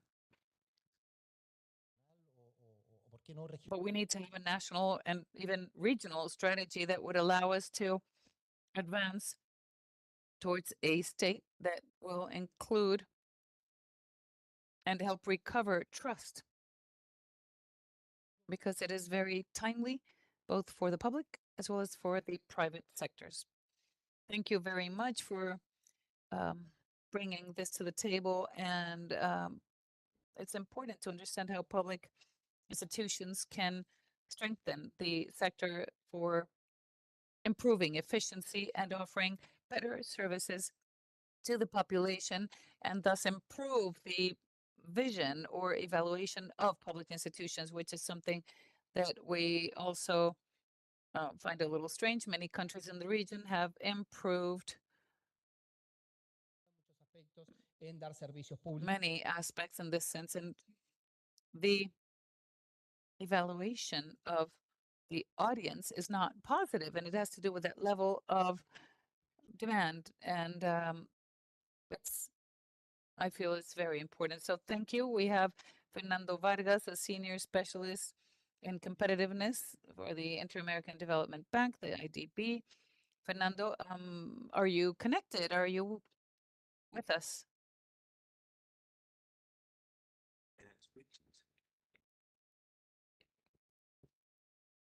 Bueno, me parece que no. Me parece que no lo tenemos conectado. Tal vez que bueno, I believe he's not connected. We are a little late. So we don't really have time for a second question. ahí está. Oh, there he is. We were leaving you out. So Fernando, on the IDB side, we did wait for you a little bit, but what is the role of private investment? We talked about data centers, PC and CPU. The relevance of investment is a key factor within the development possibilities, adaptation, or adoption of AI. So perhaps you could refer to some of the initiatives being carried out at the bank in that regard, with a view to provide support to the region for this process. Can you hear me okay?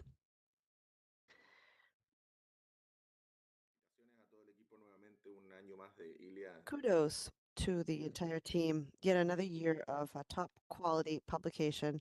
I'm excited to see the detailed information. I apologize for not being there. I'm at a hotel in Lima. And also, to answer your question, at the bank, for quite a while, we have been working on these different dimensions of this topic, different dimensions as addressed under the ILIA. But perhaps where we would like to prioritize in the short term would be to address adoption specifically by companies. Now, clearly, there are other challenges in the region to address with regard to improving the enabling conditions and the input available for the companies to efficiently and massively or have widespread adoption. So there are aspects that need to be addressed in order to have this transformative effect at the company level. Artificial intelligence can bring about a leap in productivity, it can make companies more efficient at certain levels, but when you use it for developing new products or new technologies, what you do is you modify productivity and your growth rate. And this is the mechanism in the long term that we believe could allow the region to catch up in terms of business productivity. Now, this is not a plug and play type technology. You can not just apply it here and there, but rather you need to carry out an effort that begins with job training. I know that Spenny and Sofofa have been working closely for a while, but the company needs to learn how to use these tools in order to correctly integrate them into their production.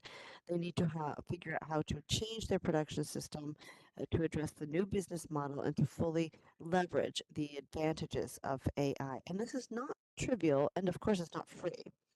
Now, my friends at Stanford call it the J curve of productivity. And there's a recent empirical study published in the US that shows how when you begin working with this type of technology at a deep level at a company, it's logical to see a short-term drop in productivity. And when you invest in learning or you invest in the intangibles, this will allow you to correctly leverage the technology so that once you go through the lull in productivity, you will be able to reach higher levels of profit. And that means that company decision makers need to clearly understand this before taking that bold leap towards adopting AI tools for their company. Now, fortunately, we were able to work with Senia and the people from Sofofa as well on a training program specifically aimed at high-level executive decision makers. And now this is a very applied high-level training, and it focused on the potential technology, but also what the executives that need to do to make it work. The students were very felt more comfortable with their ability to use the technology after that and to adopt investment projects. So that's one path forward towards accelerating company level adoption. That is specifically working with decision makers related to soft investments, and so that they know what needs to be done. And this slightly does away with the uncertainty related to the adoption process. Secondly, at most companies, we know that they will not necessarily have the resources to go through this productivity lull that will happen before they will be able to reap the benefits of AI adoption. And financial markets and LAC are not deep enough, profound enough for a company to be able to borrow sufficiently to overcome this lull and wait for the benefits. So it's important for them to be able to have access to credit.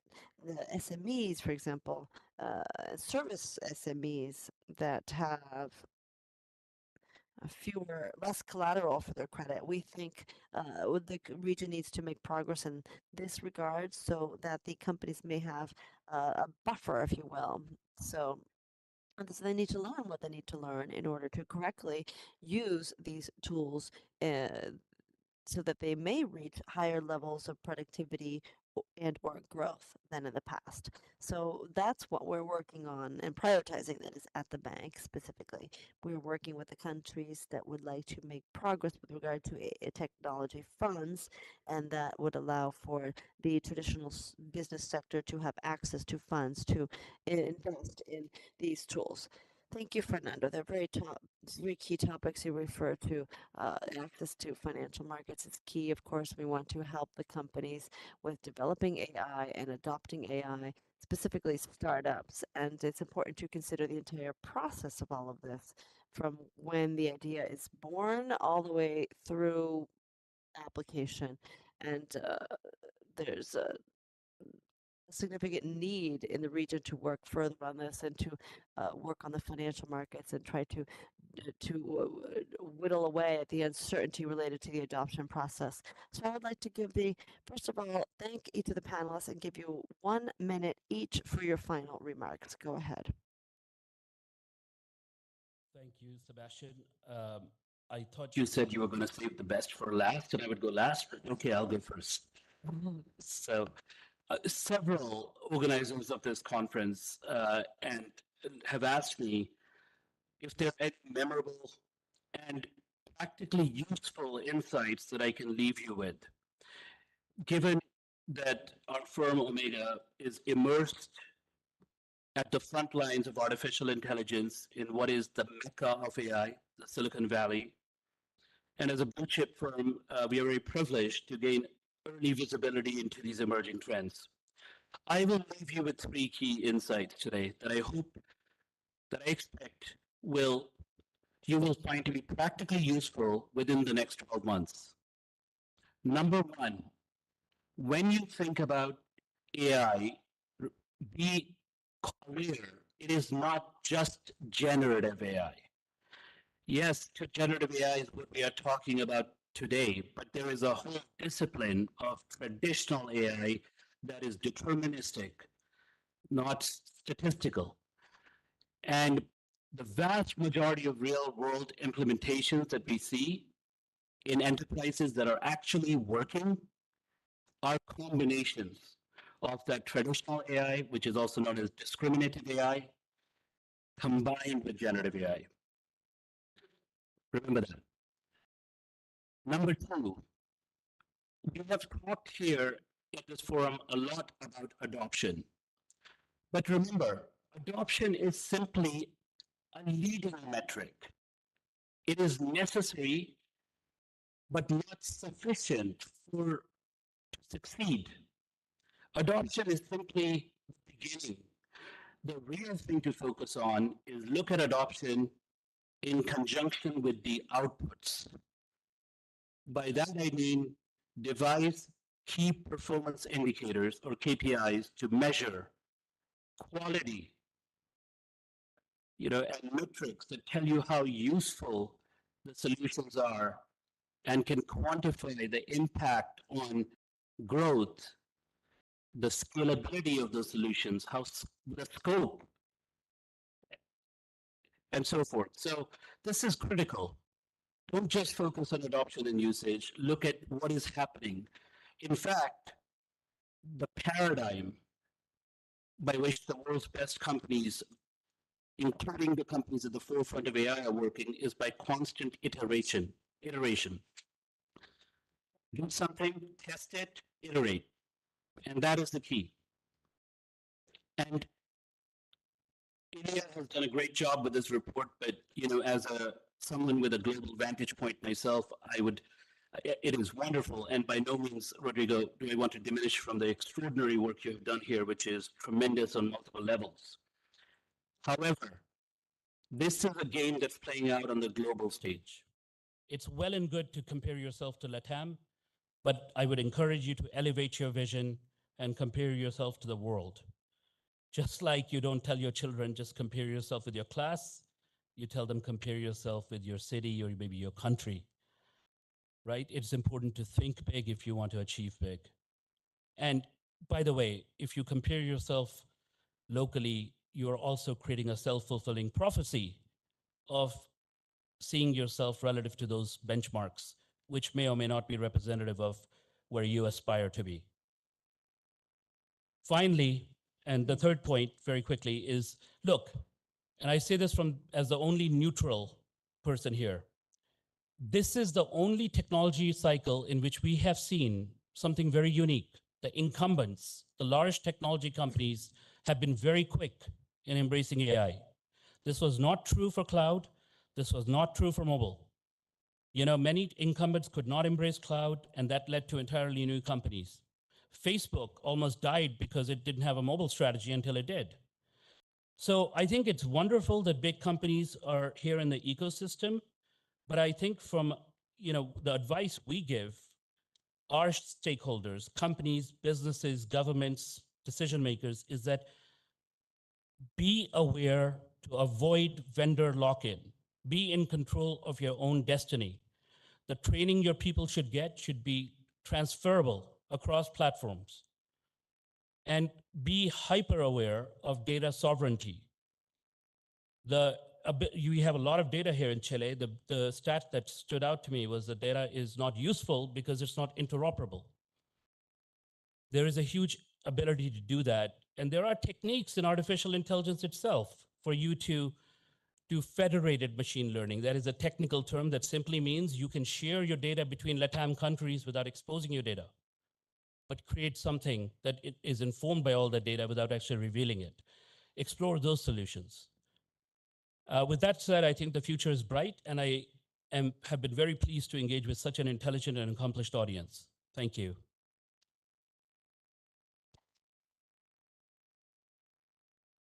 Thank you very much, Gaurav. And related to the aspect how to bring also the ILIA to another level, we are working on that, trying to bring other countries to try to compare ourselves to others, absolutely in the same way.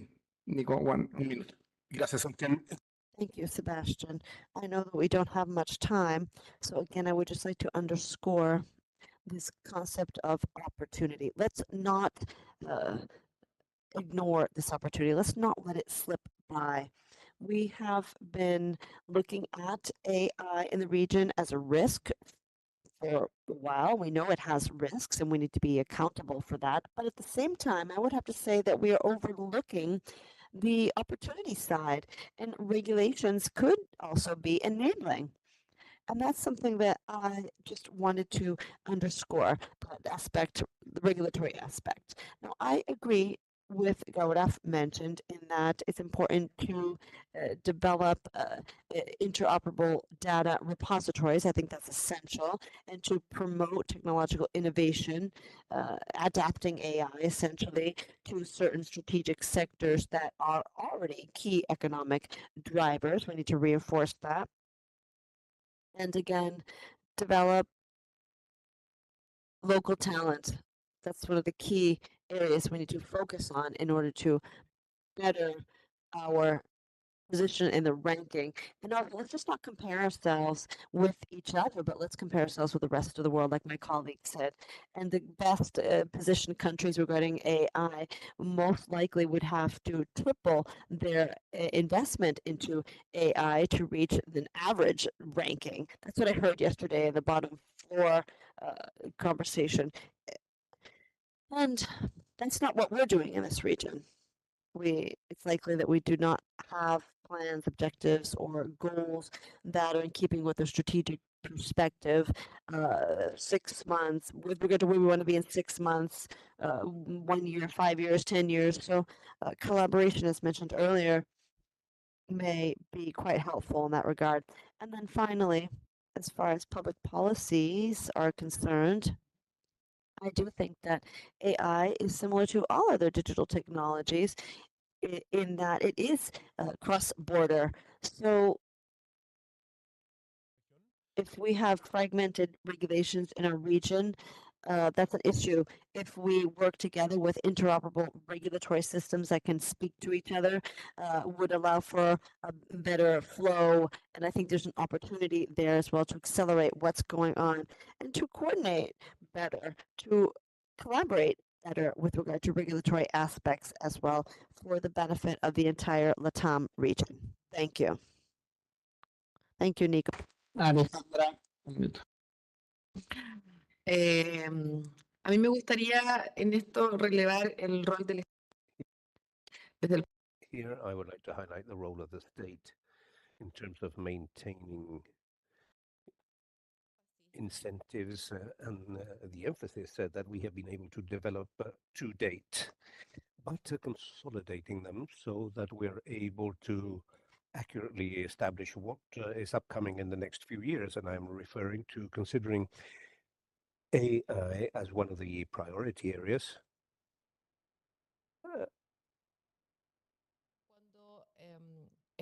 Because when we establish research projects at the center, we generate certain initiatives, and those initiatives we believe need to be maintained over time and not only during a short period of time, because we need results.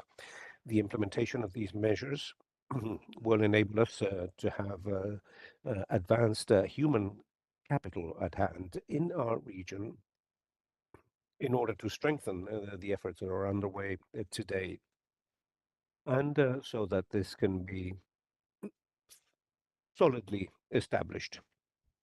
And likewise, to link applied research that requires strengthening not only in terms of the role of our agency. We are somewhat new. We have been working as such in the past 5 years, and also as a public service. And I feel I'm wearing two hats here.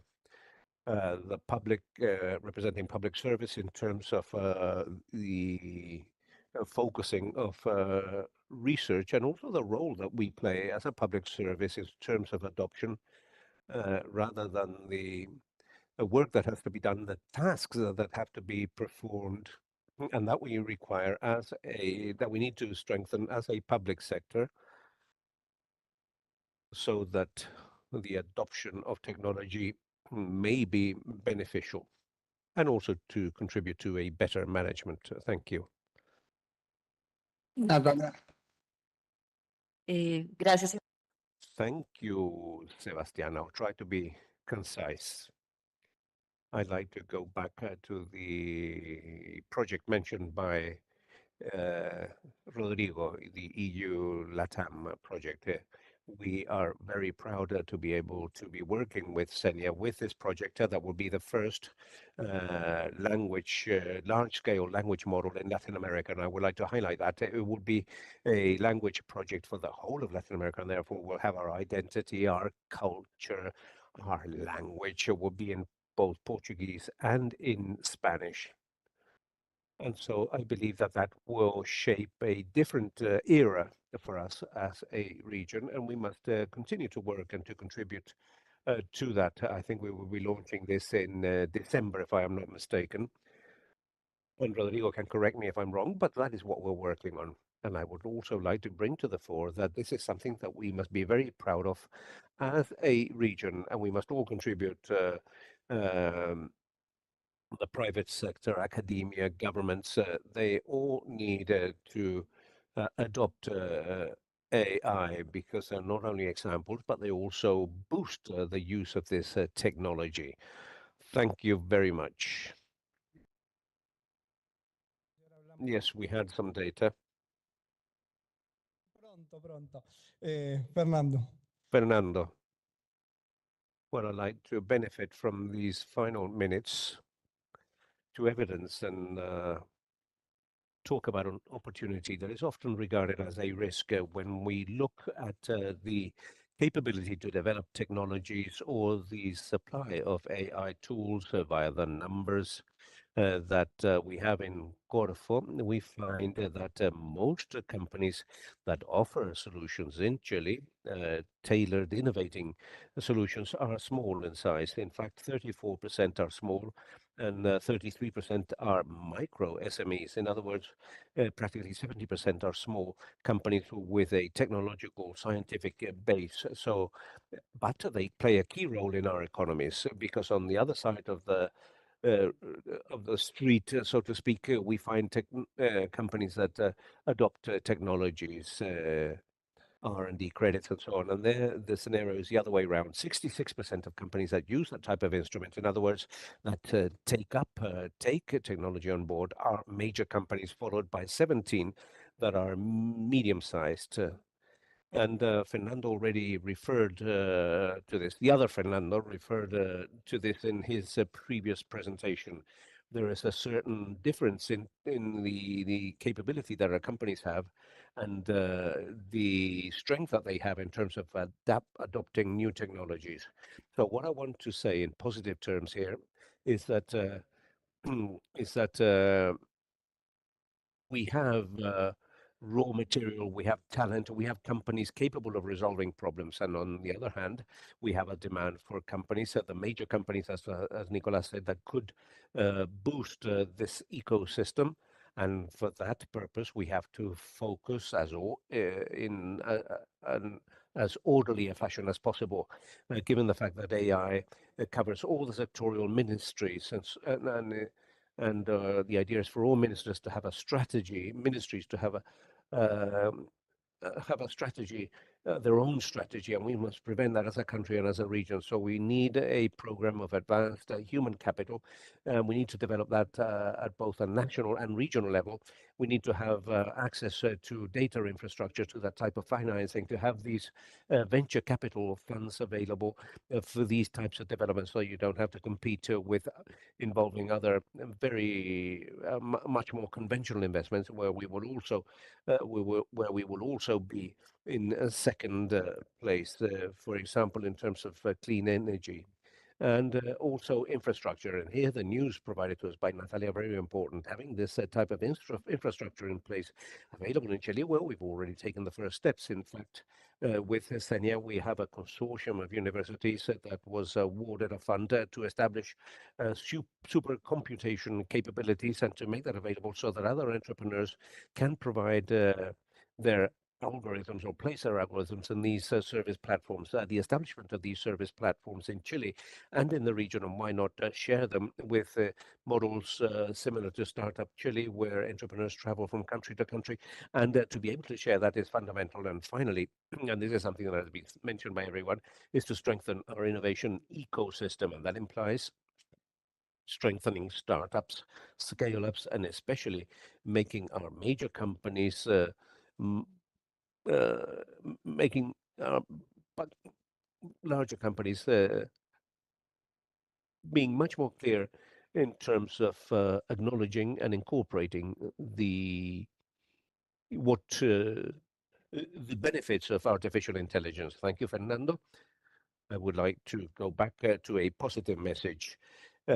We have water in the pool, so to speak. We have the possibilities for this to become a reality, but we need to learn to swim, first of all. We need to understand how we are present within this global context, within the context of the transformation of artificial intelligence. We thank all those that participated in this panel on adoption, and also its moderator, Sebastián Rovira, who is the officer in charge of the Digital Transformation Unit of the Division on Productive and Entrepreneurial Development here at ECLAC. Now we would like to invite you to have a break, a coffee break, and for the spokespersons of ILIA 2025 to a meeting with the press on the third floor. Before we leave out, I would like to ask authorities, panelists, and moderators who participated and those that will participate in this discussion to stay in the room for a few minutes, simply so that we can take the official photograph. So we'll resume later on with the panel on human talent. Thank you very much.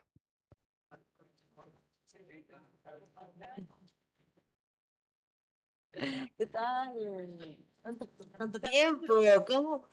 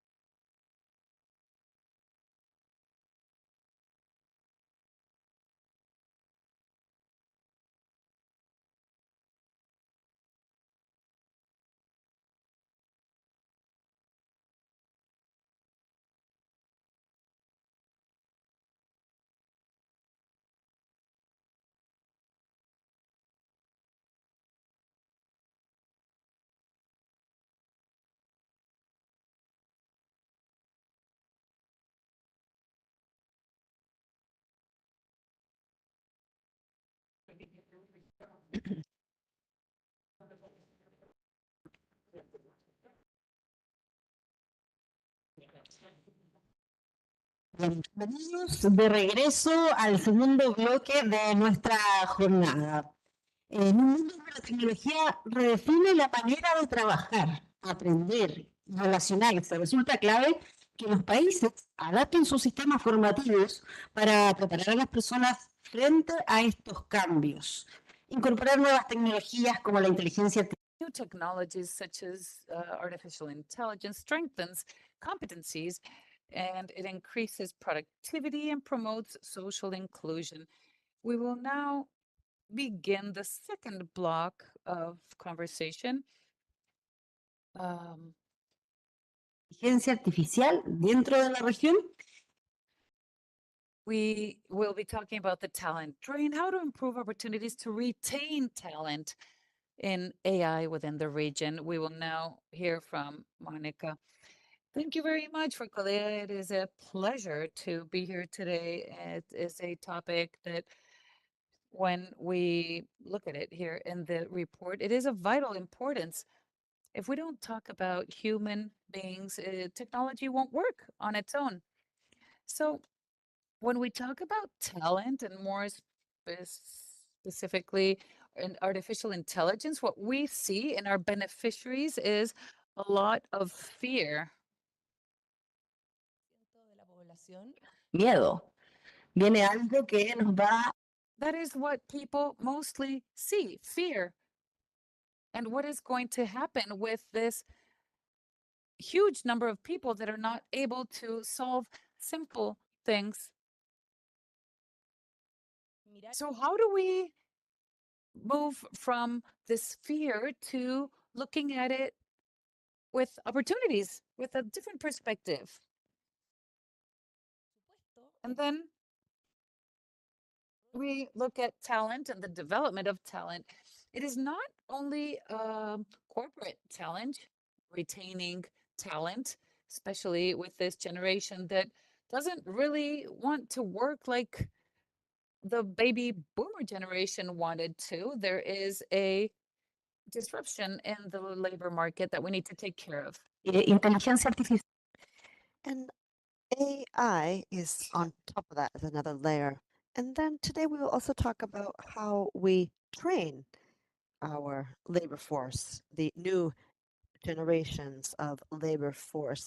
We're actually just talking about the interesting methodologies to do so and what is the value of degrees today in a labor market that is demanding skills that the labor force does not have yet. And it would seem that only a very scant portion of the population is actually acquiring advanced digital skills needed to develop AI. So we will have some reflections on that. When we talk about AI talent development, it's also important to remember that these are not just technological skills that are needed, but also all the different human development areas, human expertise that really needs to be working together to come up with this new digital construct.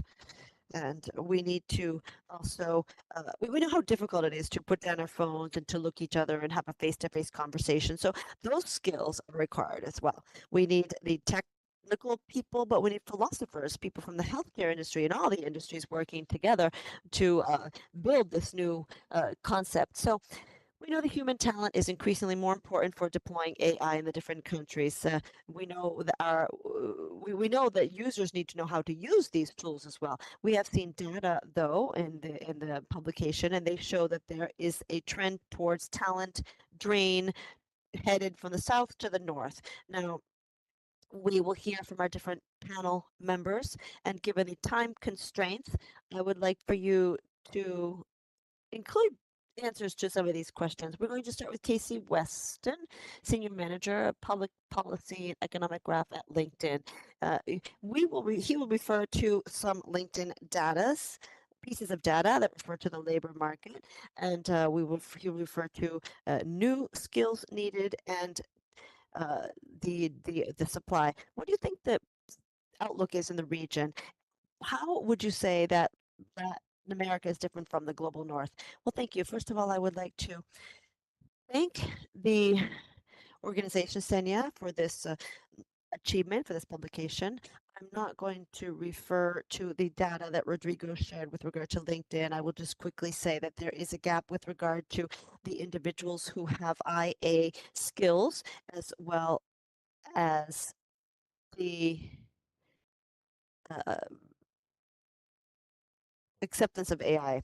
I would like to put this all into some context, though, the differences between the global north and global south and the labor markets. What we're seeing that there are three things going on that are really changing the positions and skills and careers. We see the careers are changing because individuals getting involved in entering the labor market today know that they will have twice as many jobs throughout their work career than 15 years ago.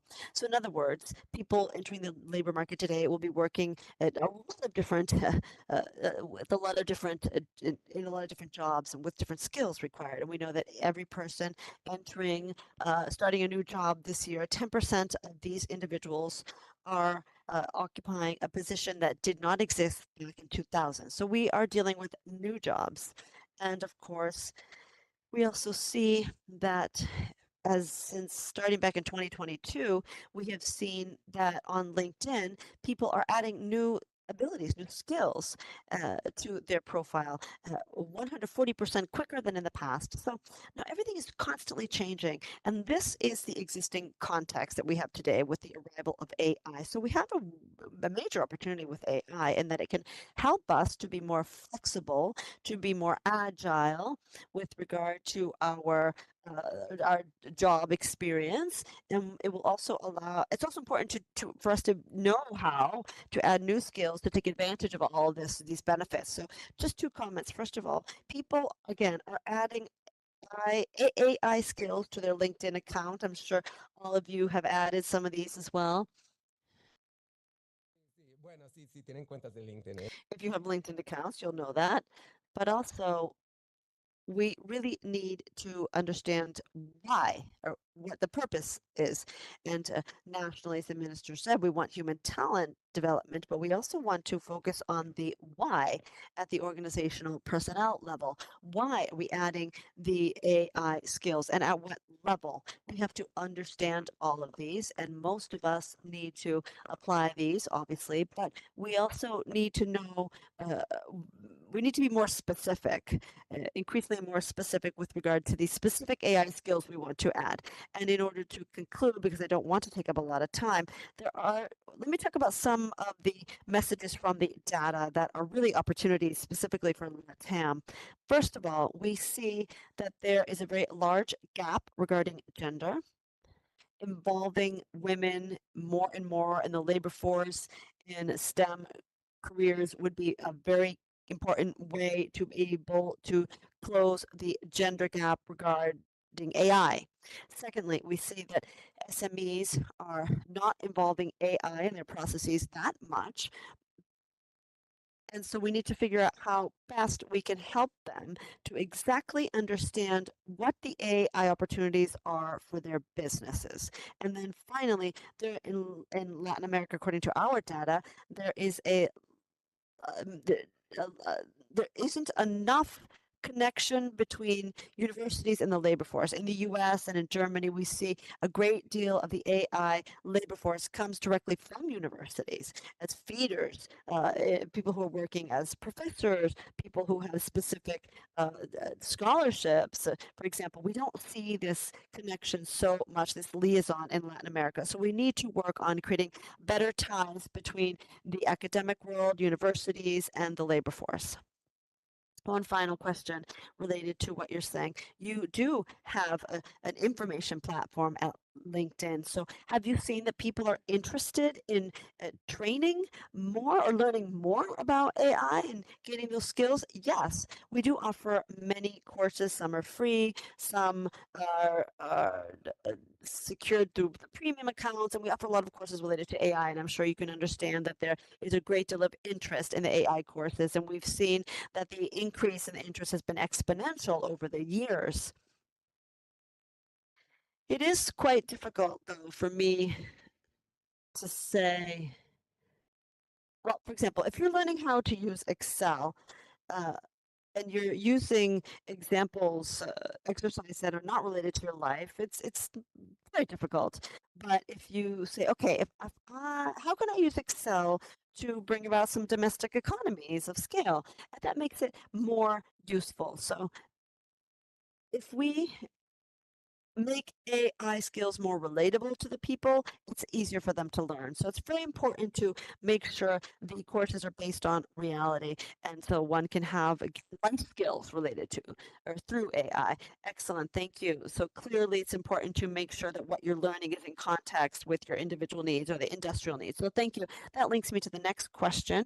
We're here with Juan Eduardo Carmach, the Director of Development at Future of Work, SOFOFA, Human Capital. And I would like to link the question with regard to the study you conducted as far as the publication for the future work is concerned. The study says that almost half of the jobs in Chile could accelerate their productivity by at least 30%, and that could have a 12% impact on the national, on the GDP and through AI. And so, Eduardo, what measures do you think are necessary to make this really happen in LATAM and the Caribbean region? Thank you. Thank you for the invitation. Thank you to Senya for the invitation and the host. Now, the size of this opportunity is infinite. And I think when we talk about how companies can do this, it's not just about the individual companies, but companies through industrial associations, companies through PPPs, for example. And that's what we've done better in recent times. We have these digital programs that show how the public-private partnerships really bring about big change. Now, given that we've been talking about talent today, I would like to talk about the importance, I'd like to reinforce 2 or 3 ideas that have been mentioned and that I think warrant more insight. We know that work consists of tasks, and we need to understand the tasks. Now, there's sequences. For example, you have we've seen changes in careers, positions, and tasks, and everything's changing. And so the universe of tasks allows us to connect investment decisions in technology with business models, with concrete progress towards certain skills. And there's a public-private partnership challenge there. In other words, we have to figure out how companies can really conduct a concrete assessment on their opportunities regarding these tasks. And this will call for technology, data, a lot of what LinkedIn does, and ideally local capacity to do the same so that we can really meet the companies where they need us to be. So tasks, that's the connection. We do technology, investment in technology, and investment in people. Now, secondly, what Fernando from the BEAD said, the IDB said, there is a great deal of evidence showing that the role of senior executives in the decision making regarding investing in AI and AI adoption is crucial. And the work carried out by Senya and the IDB is crucial, and it's important for the leaders to understand that. So companies alone cannot do this. Companies through associations, we need to work together, and it's important to have specific granular assessments so that they can come up with realistic business models and cases as to how AI can be helpful for people. And again, another key message is to make sure that there is a buy-in from the senior executives. Let me drill down here. I think you really have been making progress with regard to how to come up with the best possible formula, if you will, to make sure that the industry workers have the set of skills necessary. What have you learned? Because we talked a lot about collaboration, we've talked a lot about the need for dialogue, but it would seem as though we need to quickly move from that towards action. So what levers do you think we need in order to really make that leap? Well, when I insist upon the sectoral aspects, what we don't see is all the benefits that are brought about by SMEs through sectoral work. We've seen in the past how SMEs often do not have the capacity to conduct a full assessment or diagnostic. And when we focus on a sectoral assessment, that's key. We will know what the small sectors need, and so the SMEs may gain benefit from that level of assessment. I've learned that. Now, the second lesson that we've learned is that given the scope of this transformation, it is possible to be more efficient in training by understanding what skill sets people arrive with. So we also need to expand our talent pool. We cannot just have a single path forward based on engineering and data, but we need to work with the technical experts as well and make sure that they are on our side. And the best way to do this is to understand what they have learned and how helpful this would be for AI training. Thank you. Josefina is our next speaker. Josefina Dreves, Executive Secretary of ASLO con IA, Do It with AI. And Josefina, tell us a bit about this program. It's a training program called Do It with AI, and what lessons you have learned with regard to defining agile training systems that will respond to user needs, but they'll also respond to the quick pace that we're facing today.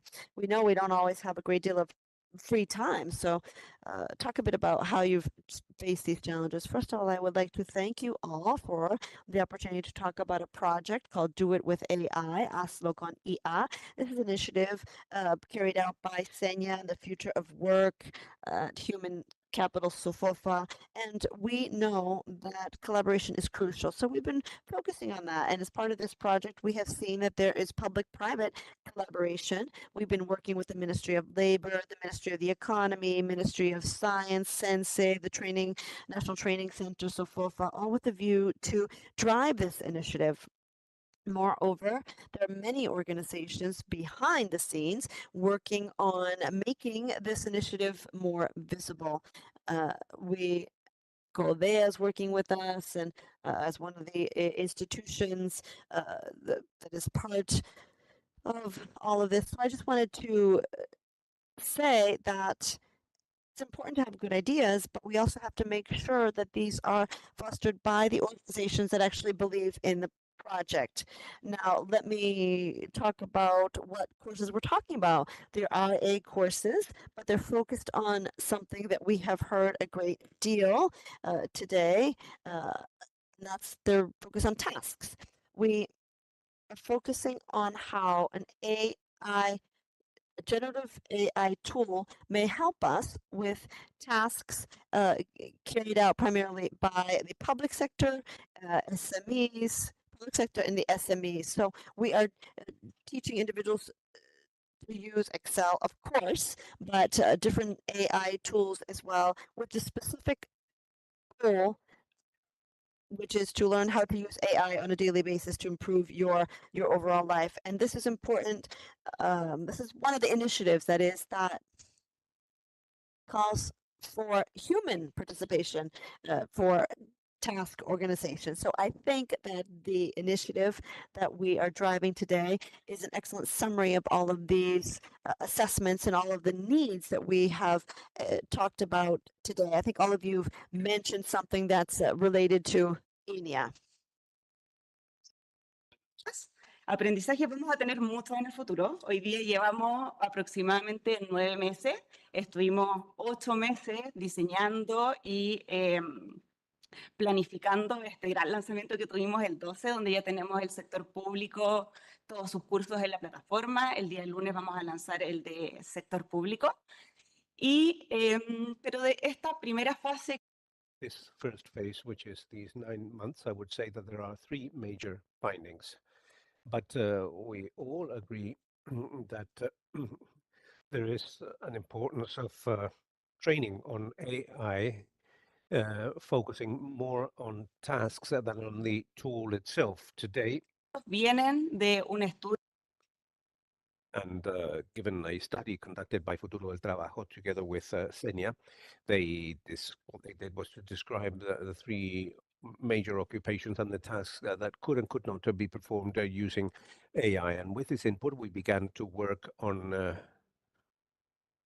ASLO con Yeah, and the second major finding, and I thank Casey because he helped me out with this, is that courses have real examples, concrete examples. For example, for the SME sector, we talk about customers, we talk about business, we talk about sales, we talk about marketing plans, things that the SMEs are very familiar with. We have different cases, a store, a veterinary clinic, and so on. So that not everything is so distant, so to speak, from the people taking these courses. The idea is to make these courses understandable. In the case of public officials, we also talk about transparency, the importance of data, cybersecurity, all of them issues related to the management of the state. But in all cases, we have lawyers working, but for each one of them, the cases will be different, but always very concerned with the context of participants in these courses. And the third important lesson refers to how we are able to develop agile systems. So when the agility of AI tools are making headway at an incredible speed, and therefore tasks play a very important role because these are the tasks that change slower than tools themselves, and therefore we have wanted to build a training model so that if a tool changed, we could very quickly replace that with different contents without the training being impacted, and therefore we have an architecture that as a whole will not be impacted if certain tools change. We will be able to detect which, let's see, if a tool leaves the market, we will identify where we mention it and we will be able to replace that content. But the whole structure of the course will be exactly the same. So that would be the major three lessons that we have during this first 9-month stage. The task, the context, and the last part, which is for it to be a modular, flexible tool. I would very quickly ask you a question about the rationale behind the launch with public officials, because I believe that the issue of governments is something that concerns all of us in the world. The speed at which governments are adopting or taking on board these types of aspects is far behind the speed of the public sector, but it also makes our democracies complex because the delivery capability is highly questioned. And therefore, I would like to know what your approach is in this sense.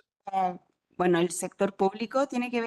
Well, the approach for the public sector is that we have evidenced that many of the tasks can be sped up via AI, and also that there is a lot of reticence, a lot of fear in terms of incorporating these types of solutions, because people are afraid of how to include this new technology, but also because people may feel that their work begins to be displaced. What we have seen with in all meetings and with all people that we have met is that there is a lot of enthusiasm in terms of how to use these tools. So they truly feel that they will be able to focus much more on citizens and not so much on bureaucracy or on the preparation of a report. And therefore, that is what we are focused on in public sector courses, together with data protection and the ethical and safe use of artificial intelligence. And if we compare this with the SME sector, well, we want the tool to be used, but at the same time, we want the tool to be safe and for it to be used with responsibility. Thank you, Josefina. Rodrigo. We have Rodrigo Valdivia, who is director of the National Training Center, CENSE. Rodrigo, within this context, when the educational supply, the informal educational supply, using different platforms, and when all that becomes tremendously relevant, what lessons would be obtained and what policies could be adopted from services such as Sense in order to integrate this knowledge and these skills in the labor market? Well, first of all, thank you very much for the invitation.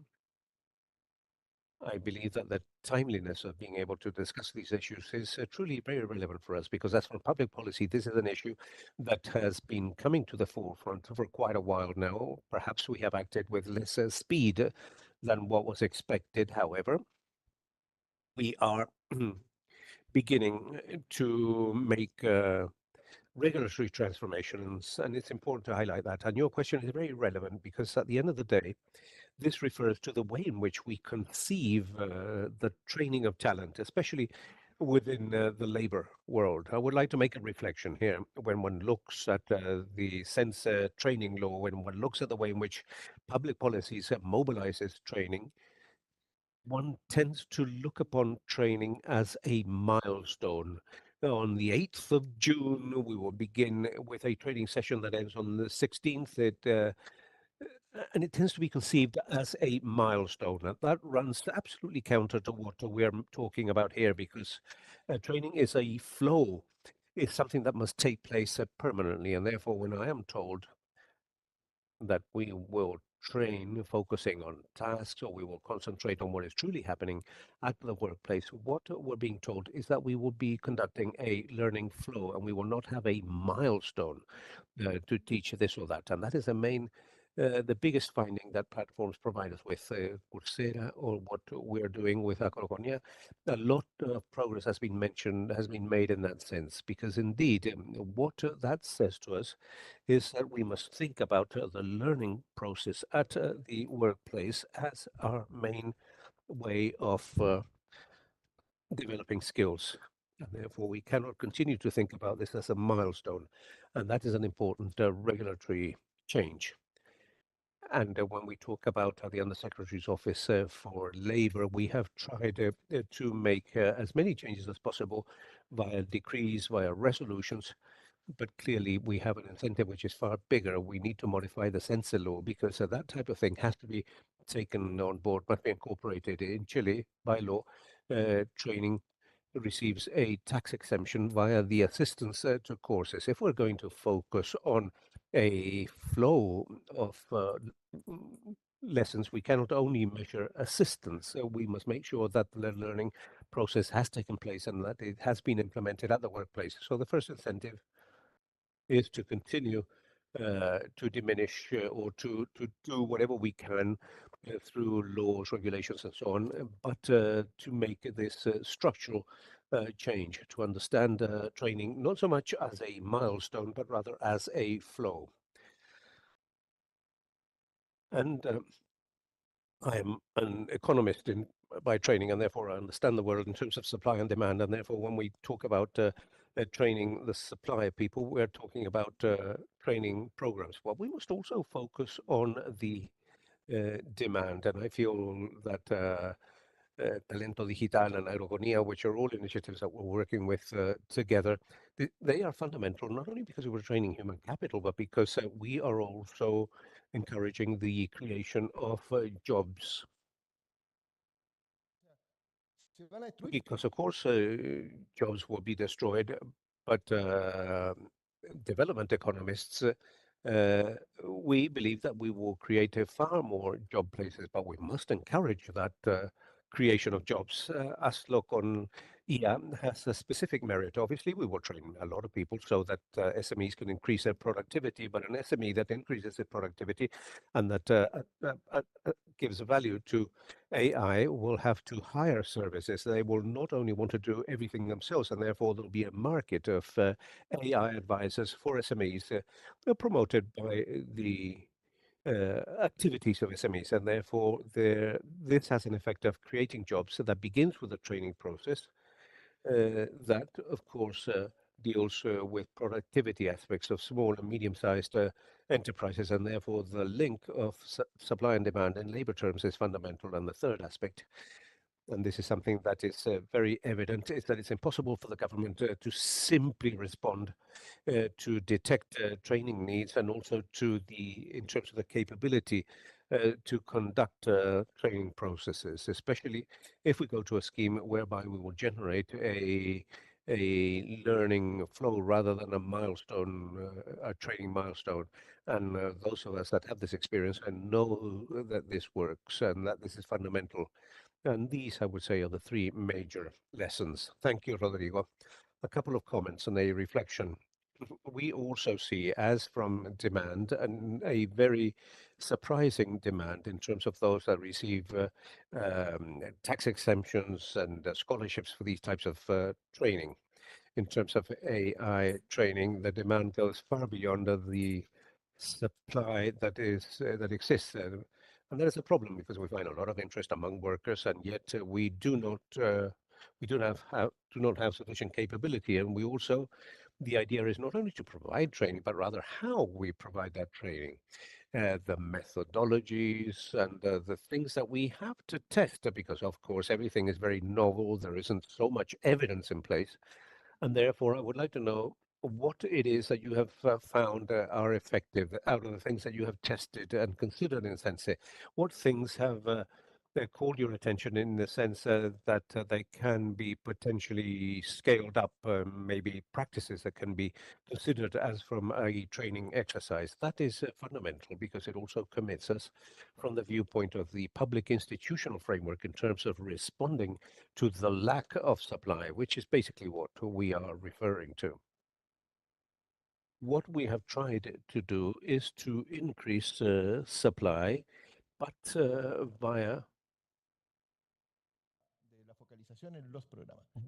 focusing on programs. And I'll give you a very specific example. In the south of Chile, we have a program called Inversiones en la Comunidad, which is basically low-skilled jobs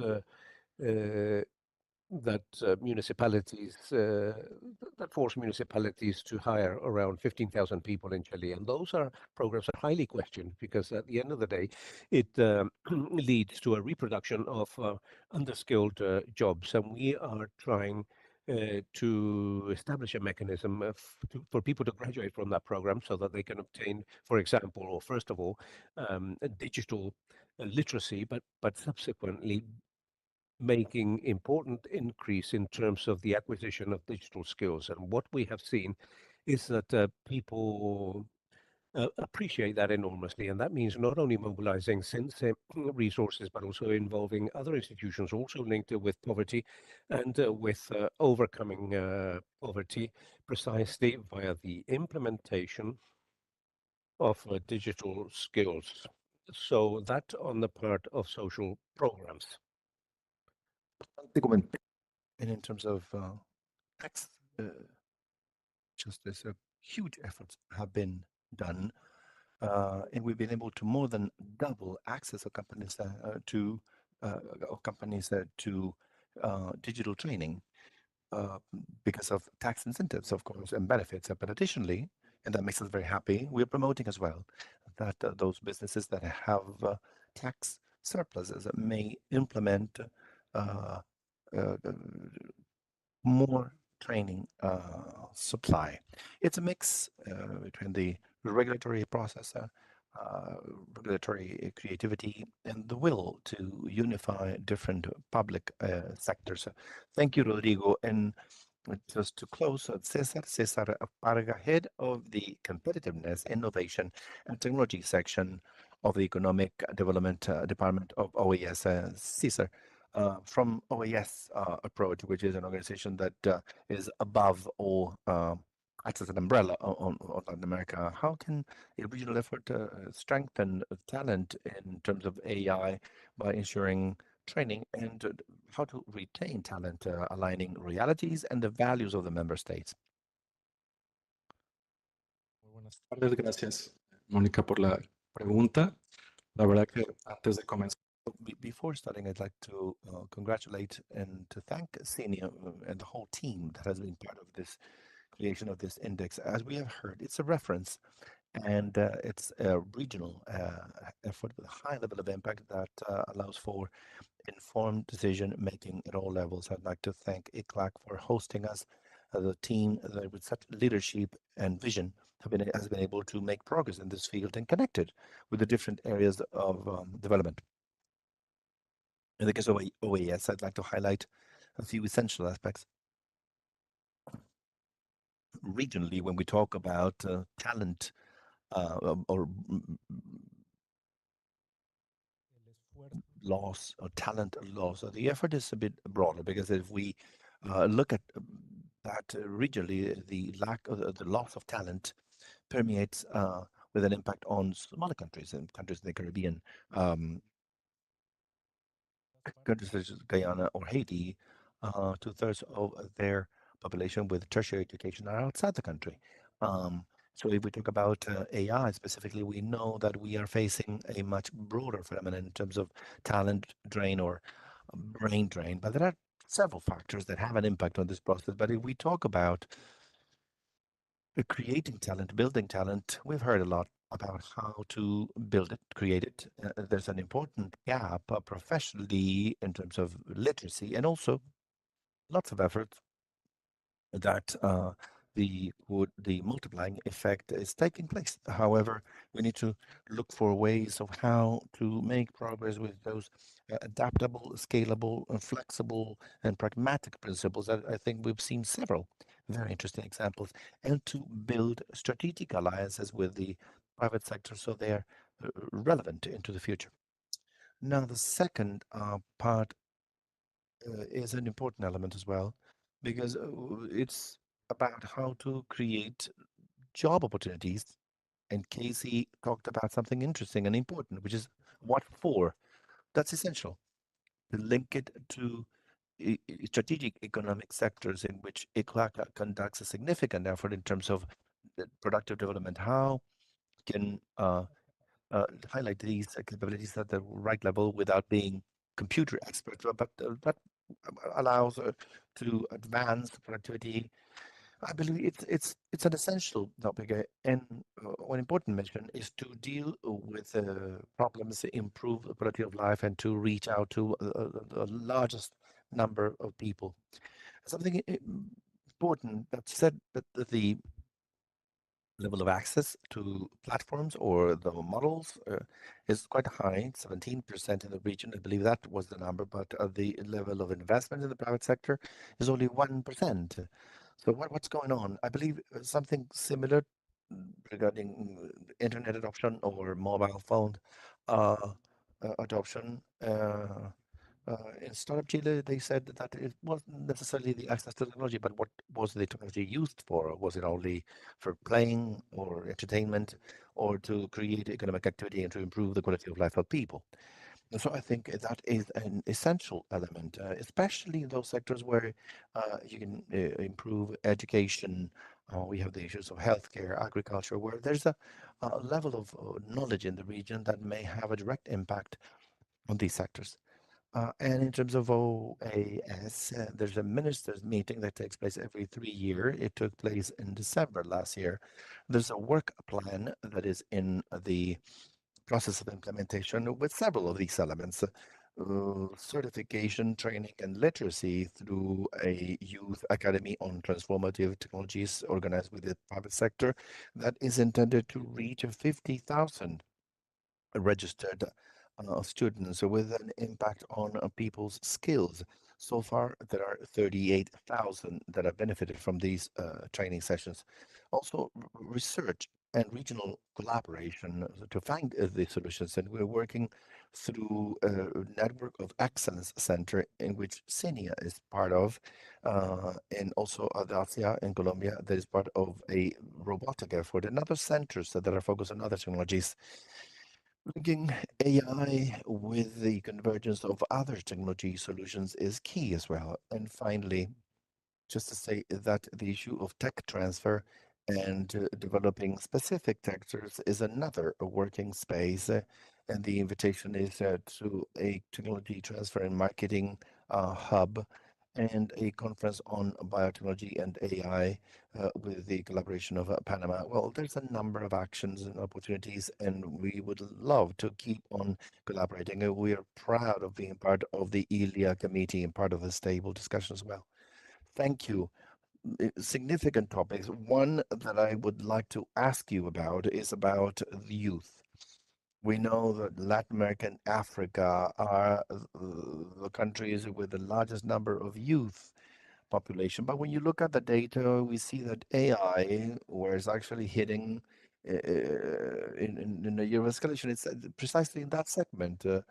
First job is fully affected, close to 22% of the young people who are looking for a job. They don't find it, so there's a strong hit precisely because more senior people are being part of this disruption.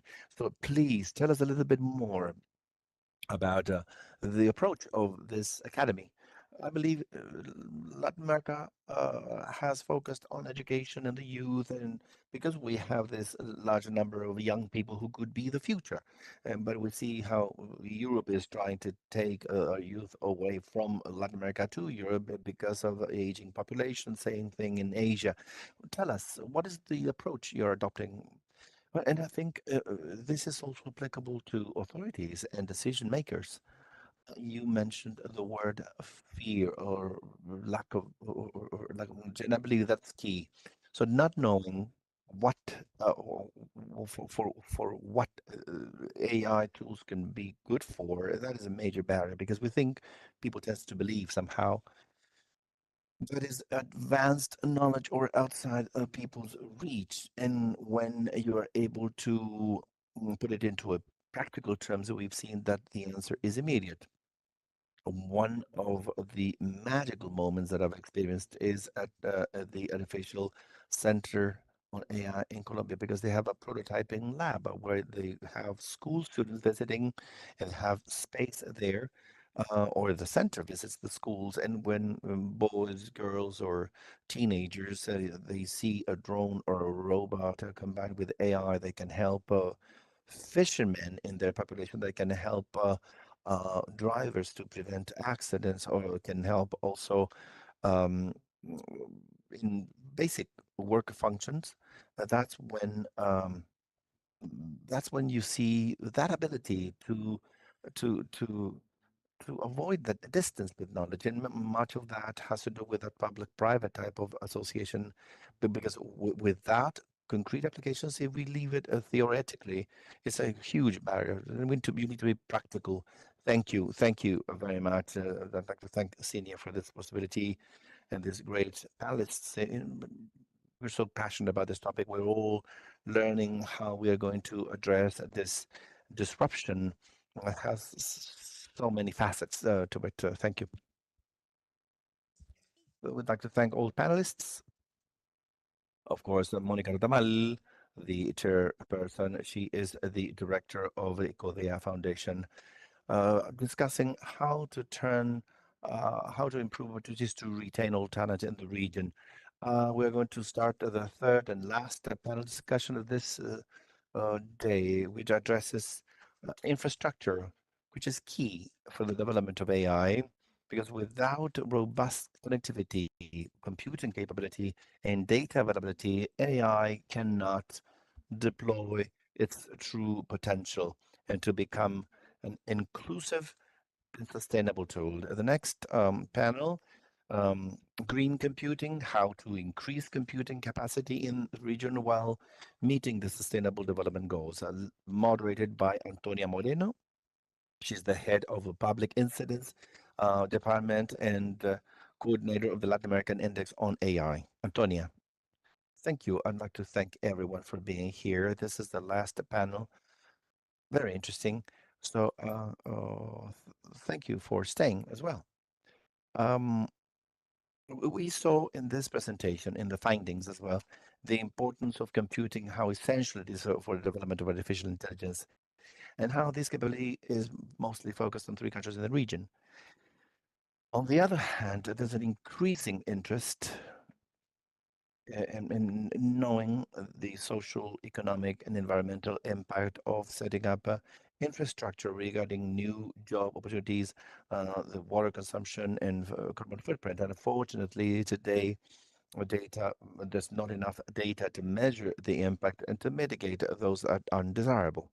It is an ongoing development, just like with anything in AI. So the invitation to the panelists is to discuss a little bit about this topic. We are going to start with Ignacio Silva.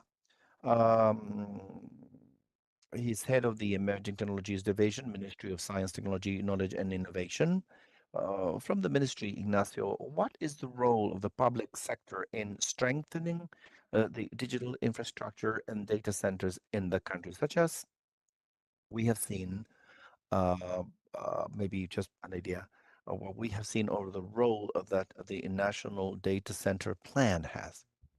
Well, thank you. I'd like to congratulate all those of you who have stayed, and thank you very much for being here. I will be as brief as possible so I can show what our ministry is doing.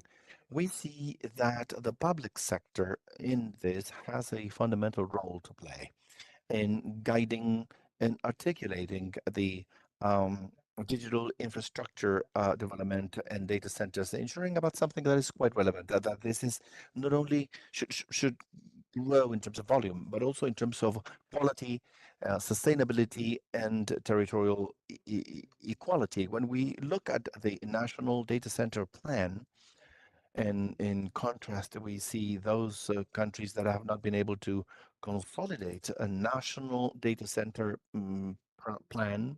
It is quite relevant to see three concrete lines where the public sector, and I will refer to the national plan on this matter, has a role to play. And the Chilean state and this administration has performed three concrete actions. First, regarding the strategic planning, we have created the National Data Center Plan. 9 measures that balance the growth, innovation with decentralization. We are in the middle of developing some consulting with the IDB to develop to develop an AI campus in Antofagasta in order to use renewable energy. We've developed a digital tool and platform with more than 80 territorial variables that are cross-referenced and that are, and once weighted, combine the territories that the industry needs, but also has guided the state in order to decentralize and to use renewable energy. So that, from the point of view of public and private collaboration, is quite relevant. Secondly, another priority of this government as well, and of the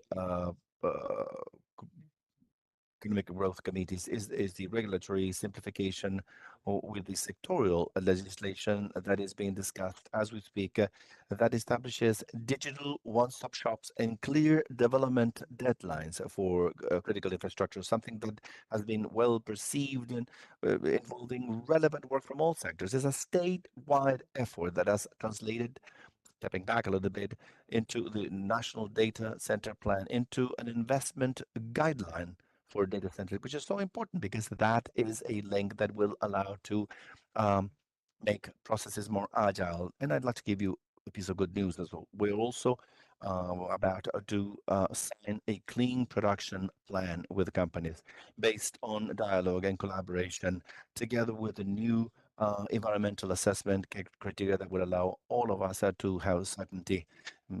Consequently, and to close, another fundamental element that the state has performed is to articulate science and talent. That's why for us it was so important regarding infrastructure to link universities to research centers and the different programs. And I believe one of the virtuous examples of that is precisely the Latam language, because you have a national research and development agency that funds a center that is a model for Latin America, it's a role model for Latin America.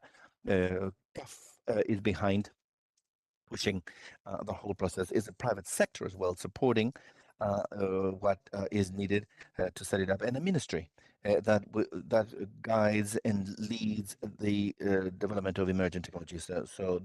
Everyone is on board, but the state has a key role to play. In that sense, and I close with this, the role of the state for us is a running on 3 parallel lines that guarantee clear rules to provide certainty to all those who are participating in this development, to ensure sustainability, to ensure decentralization, and to connect infrastructure with talent, training, and research. That's the only way in which a digital infrastructure will be a inclusive and sustainable development driver and not a resource that is focused on a few hands. In summary, we know that the state does not replace private investment, but it does set the direction and creates a trust so that a computer center will be at the service of the development of everyone. It's 1 p.m. and this, according to the agreement with the administration, this is the end of the interpretation service. Thank you very much. Puse ahí asterisco a temas importantes como la planificación estratégica, la colaboración público-privada y también la simplificación regulatoria. Muchas gracias por contarnos todo esto y por todo el trabajo que se está haciendo del Ministerio. Seguimos ahora con Philippe Navot, presidente del Consejo Director de SCALAC. SCALAC tiene una perspectiva privilegiada para conocer el panorama de capacidad de cómputo en los países de la región. ¿Cuáles son las tendencias que ven en el cómputo necesario para el desarrollo de la inteligencia artificial en países de América Latina y el Caribe? ¿Y qué está ocurriendo con los países que no tienen cómputo de alto rendimiento hoy en día? Muy bien, buenas tardes. Gracias por invitarnos a ese panel. Primeramente, decir que no hay inteligencia artificial sin cómputo avanzado. No.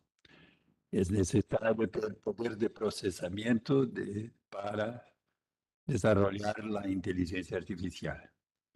SCALAC es el sistema de cómputo avanzado de la América Latina y Caribe. Es una alianza entre los principales centros de supercomputación de la América Latina y Caribe, que es para permitir ter acceso a los principales centros de investigación de cómputo. Por tanto, para que haya cómputo para los principales centros de investigación en física, en salud y otros centros. Cuanto a las preguntas, lo que se está observando en la América Latina es un esfuerzo muy grande de inversión de recursos para tener máquinas con poder grande de computación y de inteligencia artificial. Porque normalmente cuando quieres inteligencia artificial necesitas ter GPUs como ejemplo. No necesariamente solamente GPUs, mas tiene que ter. Por tanto, máquinas que tienen esa capacidad para hacer el entrenamiento y el procesamiento de los modelos de tal. Como ejemplo, con apoyo de CAF, de BID, con los recursos de los gobiernos, están investiendo para tener las máquinas. Como ejemplo, yo soy de Brasil, ¿no? El gobierno brasileño está pretendiendo investir algo como $400 millones para tener una máquina con características para inteligencia artificial. Eso sería el primer punto. El segundo punto sería la importancia de la interconexión, porque eso va en la dirección de la segunda pregunta, que era los países que no tienen cómputo de alto rendimiento, ¿qué hacen? Exactamente eso. Entonces, con el investimento en interconexión de las principales máquinas, SCALAC está trabajando en eso junto con Red Clara, es interconectar los principales centros de forma que usted que no tiene capacidad puede accesar a la conexión y por tanto a máquinas con poder de procesamiento para procesar los modelos de IA. Y para ser breve, no tenía mucho a hablar de eso. Por tanto, la interconexión nos lleva al acceso remoto, ¿no? Por tanto, que se puede, por tanto, de centros de laboratorios, ¿no? Hacer el cómputo necesario para trabajar en inteligencia artificial. Pienso que esas son las líneas que están se desarrollando. Escalar está trabajando junto con los países para tener ese tipo de interconexión con certificados, con todo lo que es necesario, ¿no? Para accesar y tener el procesamiento para inteligencia artificial. Eso sería en líneas generales lo que se observa actualmente en la América Latina. Gracias.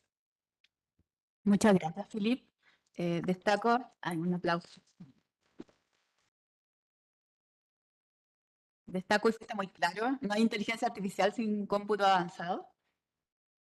Y también y muy interesante lo que mencionas sobre la interconexión y cómo permite el acceso remoto.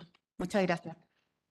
Vamos ahora con la tercera panelista, Pamela Guidi, de Guidi Consultores y ex subsecretaria de Telecomunicaciones del Ministerio de Transporte y Telecomunicaciones de Chile. Pamela, es importante que los centros de datos cumplan con estándares de sustentabilidad que están dentro de los ODS. ¿Cuáles son los desafíos para medir el impacto y poder mitigar los efectos negativos de esos centros de datos? Invitación y quiero decir que lo que se mide no se mide, no mejora. Y para medir, primero hay que saber. Y para saber hay que medir.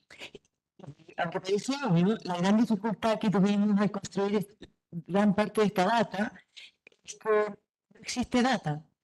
Entonces, el primer desafío va a ser que los países que participamos en Latinoamérica y el índice incluyan esa data, se estandarice esa data y se auditoría esa data, de modo de poder que los países puedan decir cuál es el límite que esta información tiene, qué hace el otro, para que puedan mejorar. Y ahí necesitamos dos tipos de data fundamentalmente. La primera son las certificaciones, que están homologables, pero no de acuerdo con la ILIA, la multilaterales tiene un rol fundamental en definir cuáles serían esas certificaciones, pero en el lado también tenemos data que necesitamos de métricas, y las métricas para datos de pacientes sostenibles al menos son tres, que corresponden a la ODS 6713, que tiene que ver con eficiencia energética, lo que en dataset se llama el PUE, eficiencia hídrica, que será la cuestión se refiere al WE, water, y el impacto de la huella de carbono, el CUE. ¿Ya? Entonces, pudiendo comparar esos, va a ser mucho más claro en qué están cada data center. También sucede que los data centers, que son empresas multinacionales, por sus requerimientos transnacionales, requieren informar. Sin embargo, algunos locales como el gobierno, los estados no lo exigen. Entonces también tenemos esa nebulosa. Quizás hay algunos países que van a decir, no, en nuestro país existen más data centers sostenibles, pero claro, si no, esa data no existe, no es comparable, tenemos esa dificultad. La segunda medida que es muy importante es poder incluir que los países incluyan la data center en la taxonomía medioambientalmente sostenible, taxonomía verde. Hoy más o menos 35, 36 países que tienen taxonomía, en Latinoamérica son 6, en 7, pero no todos tienen incluido el SIU de data centers ahí, el SIU 6113. Entonces, ahí también en esa taxonomía lo que se hace es justamente establecer qué es considerado un data center verde, algo sostenible, y justamente viviéndose contra los ODS. Entonces, es bastante claro, pero lo bueno es que puede poner a los data centers en el score, en el centro de sostenibilidad, de la agenda de sostenibilidad del país. Y mágicamente entonces también se alinean los financiamientos verdes, sostenibles, entonces también conseguir financiamientos para apoyar la construcción o ampliación de data centers que cumplan con este requerimiento. Y por último, decir que también se requiere, dado que vamos teniendo requerimientos para que sea construido verde y sostenible, también un equilibrio entre requerimientos e incentivos para construir esta grande hiperescala, de HPC grande de información y que, como bien decía Philip, se pueden compartir. En Europa existen bastantes casos de HPCs que son con versión de múltiples estados y con buena interconexión pueden entonces hacer uso en varios países. Y no se trata el problema que ya los HPC están, el 90% de los HPC de Latinoamérica están concentrados en 3 países. Muchas gracias. Muchas gracias, Pamela. Gracias por poner el tema, levantar el tema de los data centers sostenibles. Fue un trabajo muy interesante el que hicimos, aprendimos mucho. Y sin duda, como es un tema nuevo, hay poco dato y la importancia también el índice cumple un rol en levantar esa importancia de necesitamos estos datos. Y así esperamos el próximo año poder robustecer estos subindicadores y tener mejores métricas. Pero destaco lo que tú dijiste, en fondo, la necesidad de data, las certificaciones homologables, y cómo y tener también estos datos sobre eficiencia energética, hídrica y el impacto de la huella de carbono. Muchas gracias. Seguimos entonces ahora con Marcelo Faquina, especialista principal de la Dirección de Transformación Digital de CAF. Marcelo, desde la perspectiva de CAF y considerando que la capacidad de cómputo está concentrada en muy pocos países, ¿cuáles podrían ser las principales consecuencias de esta diferencia en el cómputo para IA en la región? Hola, bueno, gracias Antonia. Muy buenas tardes a todos y todas. Intentaré ser bastante breve acá. No quiero interponerme entre las personas de sus almuerzos. Sé que es un tema grave muchas veces, pero bueno, yendo ya directamente a la pregunta, a mí me parece que, bueno, y felicitando también, por supuesto, ¿no? Por el lanzamiento de ILIA de este año, el pulso que medimos ahora, el año 25, ya muestra, ¿no? Que si bien tenemos algún nivel de convergencia a nivel regional en términos de avance de uso de inteligencia artificial, en materia específicamente de supercómputo, observamos efectivamente que tenemos una concentración efectivamente muy fuerte en países como Brasil, Chile y México, ¿no? Y eso se debe, por supuesto, también a otros factores habilitantes asociados a temas de mejor conectividad, de energía renovable y también, como ya se ha comentado acá, con incentivos efectivamente de parte de los gobiernos, ¿no? Para que se instalen esos centros y esa capacidad de cómputo en determinados países de la región, ¿no? Y esa brecha interna, efectivamente, me parece que quizás es un poco menos visible que la brecha que tenemos en relación a los países más desarrollados, pero es igual determinante, ¿no? Para lo que es el futuro de la región, ¿no? Y qué consecuencias efectivamente, ¿no? Podemos observar a partir de esas asimetrías internas que se identifican, ¿no? Uno es, por supuesto, un tema de desigualdad de acceso, ¿no? A la inteligencia artificial, pero también a su consecuencia natural, que es el tema de la innovación y el desarrollo económico, ¿no? Porque esos polos de atracción contienen esa infraestructura que atraen startups, a los centros de investigación, al talento, ¿no? Y finalmente aquí me parece que es importante también pensar no solo a partir de una óptica nacional, sino que también a partir de una óptica de desarrollo económico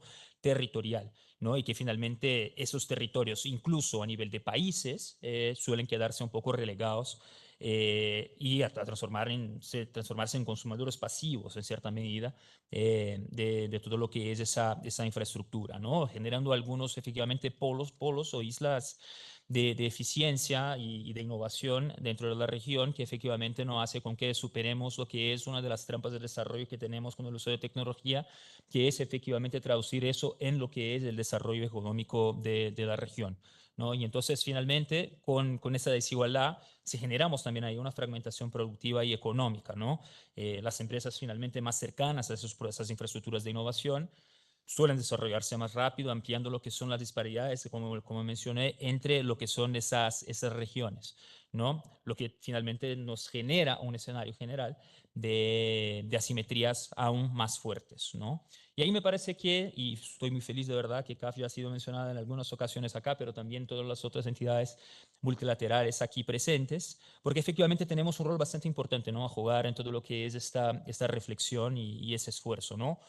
En primer lugar, bueno, apoyando lo que es el financiamiento de la infraestructura estratégica, ¿no? Y aquí no estamos simplemente hablando de temas de supercómputo, ¿no? Estamos hablando efectivamente de temas de conectividad, de cables submarinos, el desarrollo de centros de esa naturaleza, data centers y etcétera, ¿no?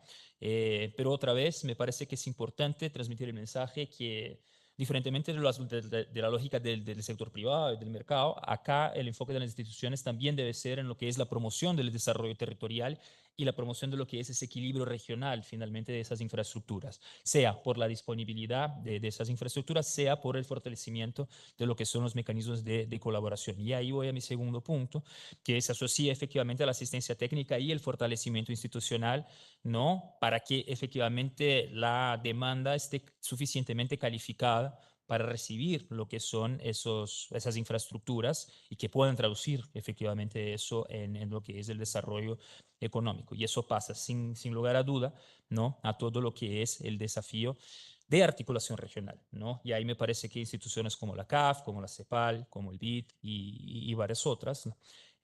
Pueden apoyar efectivamente en servir como una plataforma neutral, además, ¿no? Para la construcción de redes y consorcios regionales que pueden promover una mejor gobernanza compartida y evitar lo que es esa concentración excesiva en pocos polos, ¿no?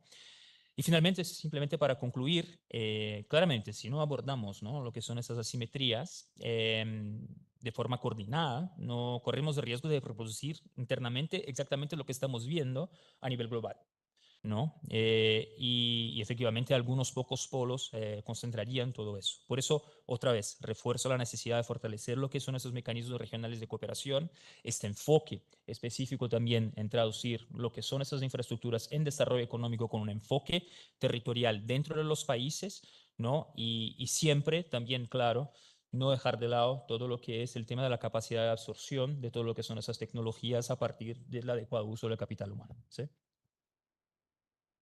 Gracias, Marcelo.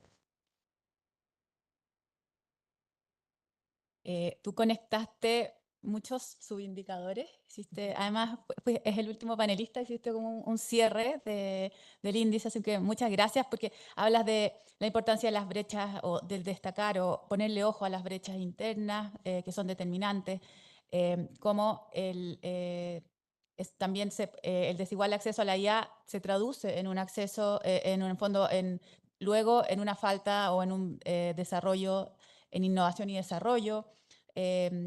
Después destaca la importancia del fortalecimiento institucional para una demanda más capacitada, también entonces hay temas de talento y el tema de la gobernanza compartida.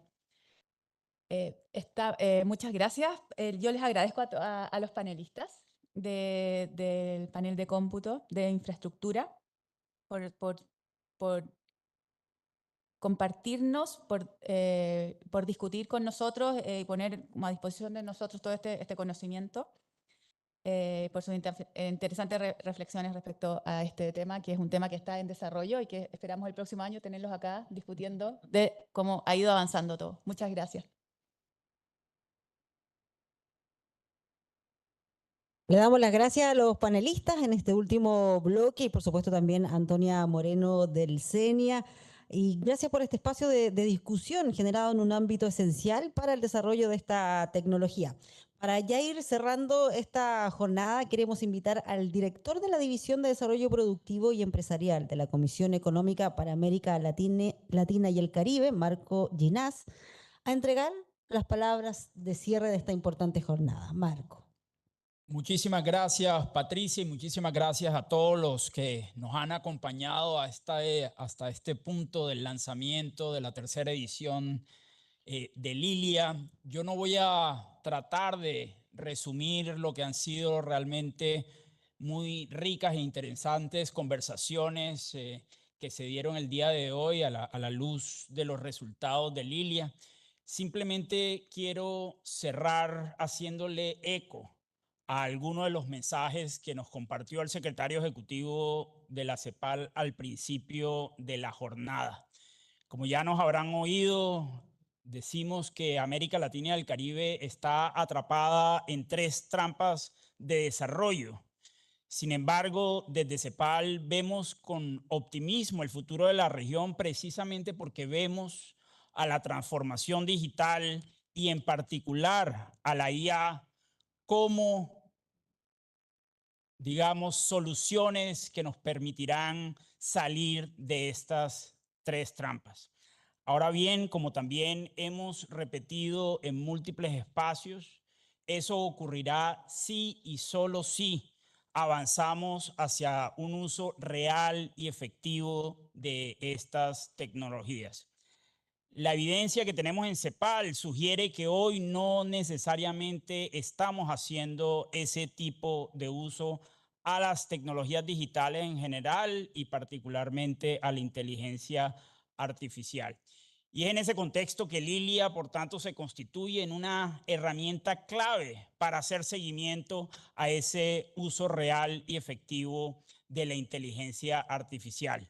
Pero no solo quedarse en una herramienta diagnóstica, como ya se ha dicho, sino que efectivamente y principalmente se convierta en un instrumento para diseñar mejores políticas basadas en evidencia que nos permitan avanzar en ese tipo de uso. La inteligencia artificial presenta múltiples frentes de trabajo y múltiples conversaciones. Mucha de la energía se ha estado yendo a abordar los riesgos que pudiera representar la inteligencia artificial. Y es muy importante que se den esas conversaciones. Ahora bien, en CEPAL seguiremos enfocándonos principalmente en las oportunidades que esta tecnología representa para abordar las trampas de desarrollo en las que está atrapada nuestra región.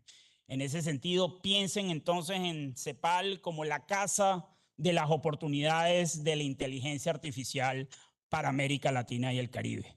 Nuevamente, muchísimas gracias a CENIA y a la Unión Europea y a todos los aliados y personas que hicieron posible esta tercera edición del ILIA y a todos los que nos acompañaron tanto presencialmente como de manera virtual.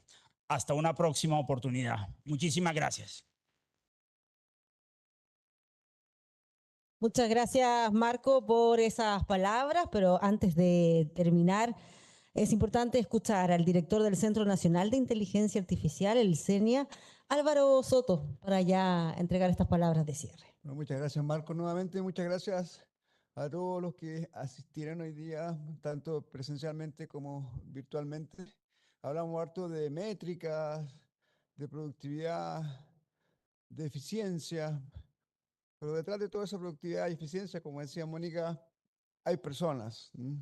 Y todo lo que hablamos hoy día son oportunidades y son básicamente medios, pero no fines.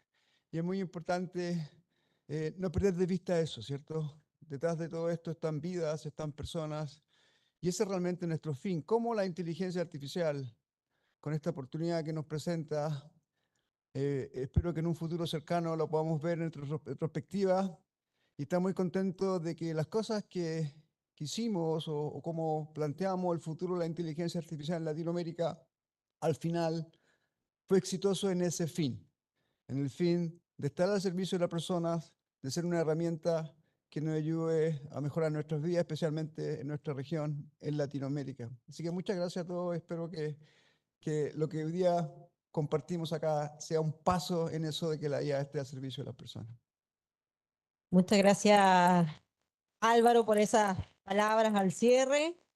Y de esta manera ya estamos concluyendo esta ceremonia del lanzamiento del Índice Latinoamericano de Inteligencia Artificial 2025.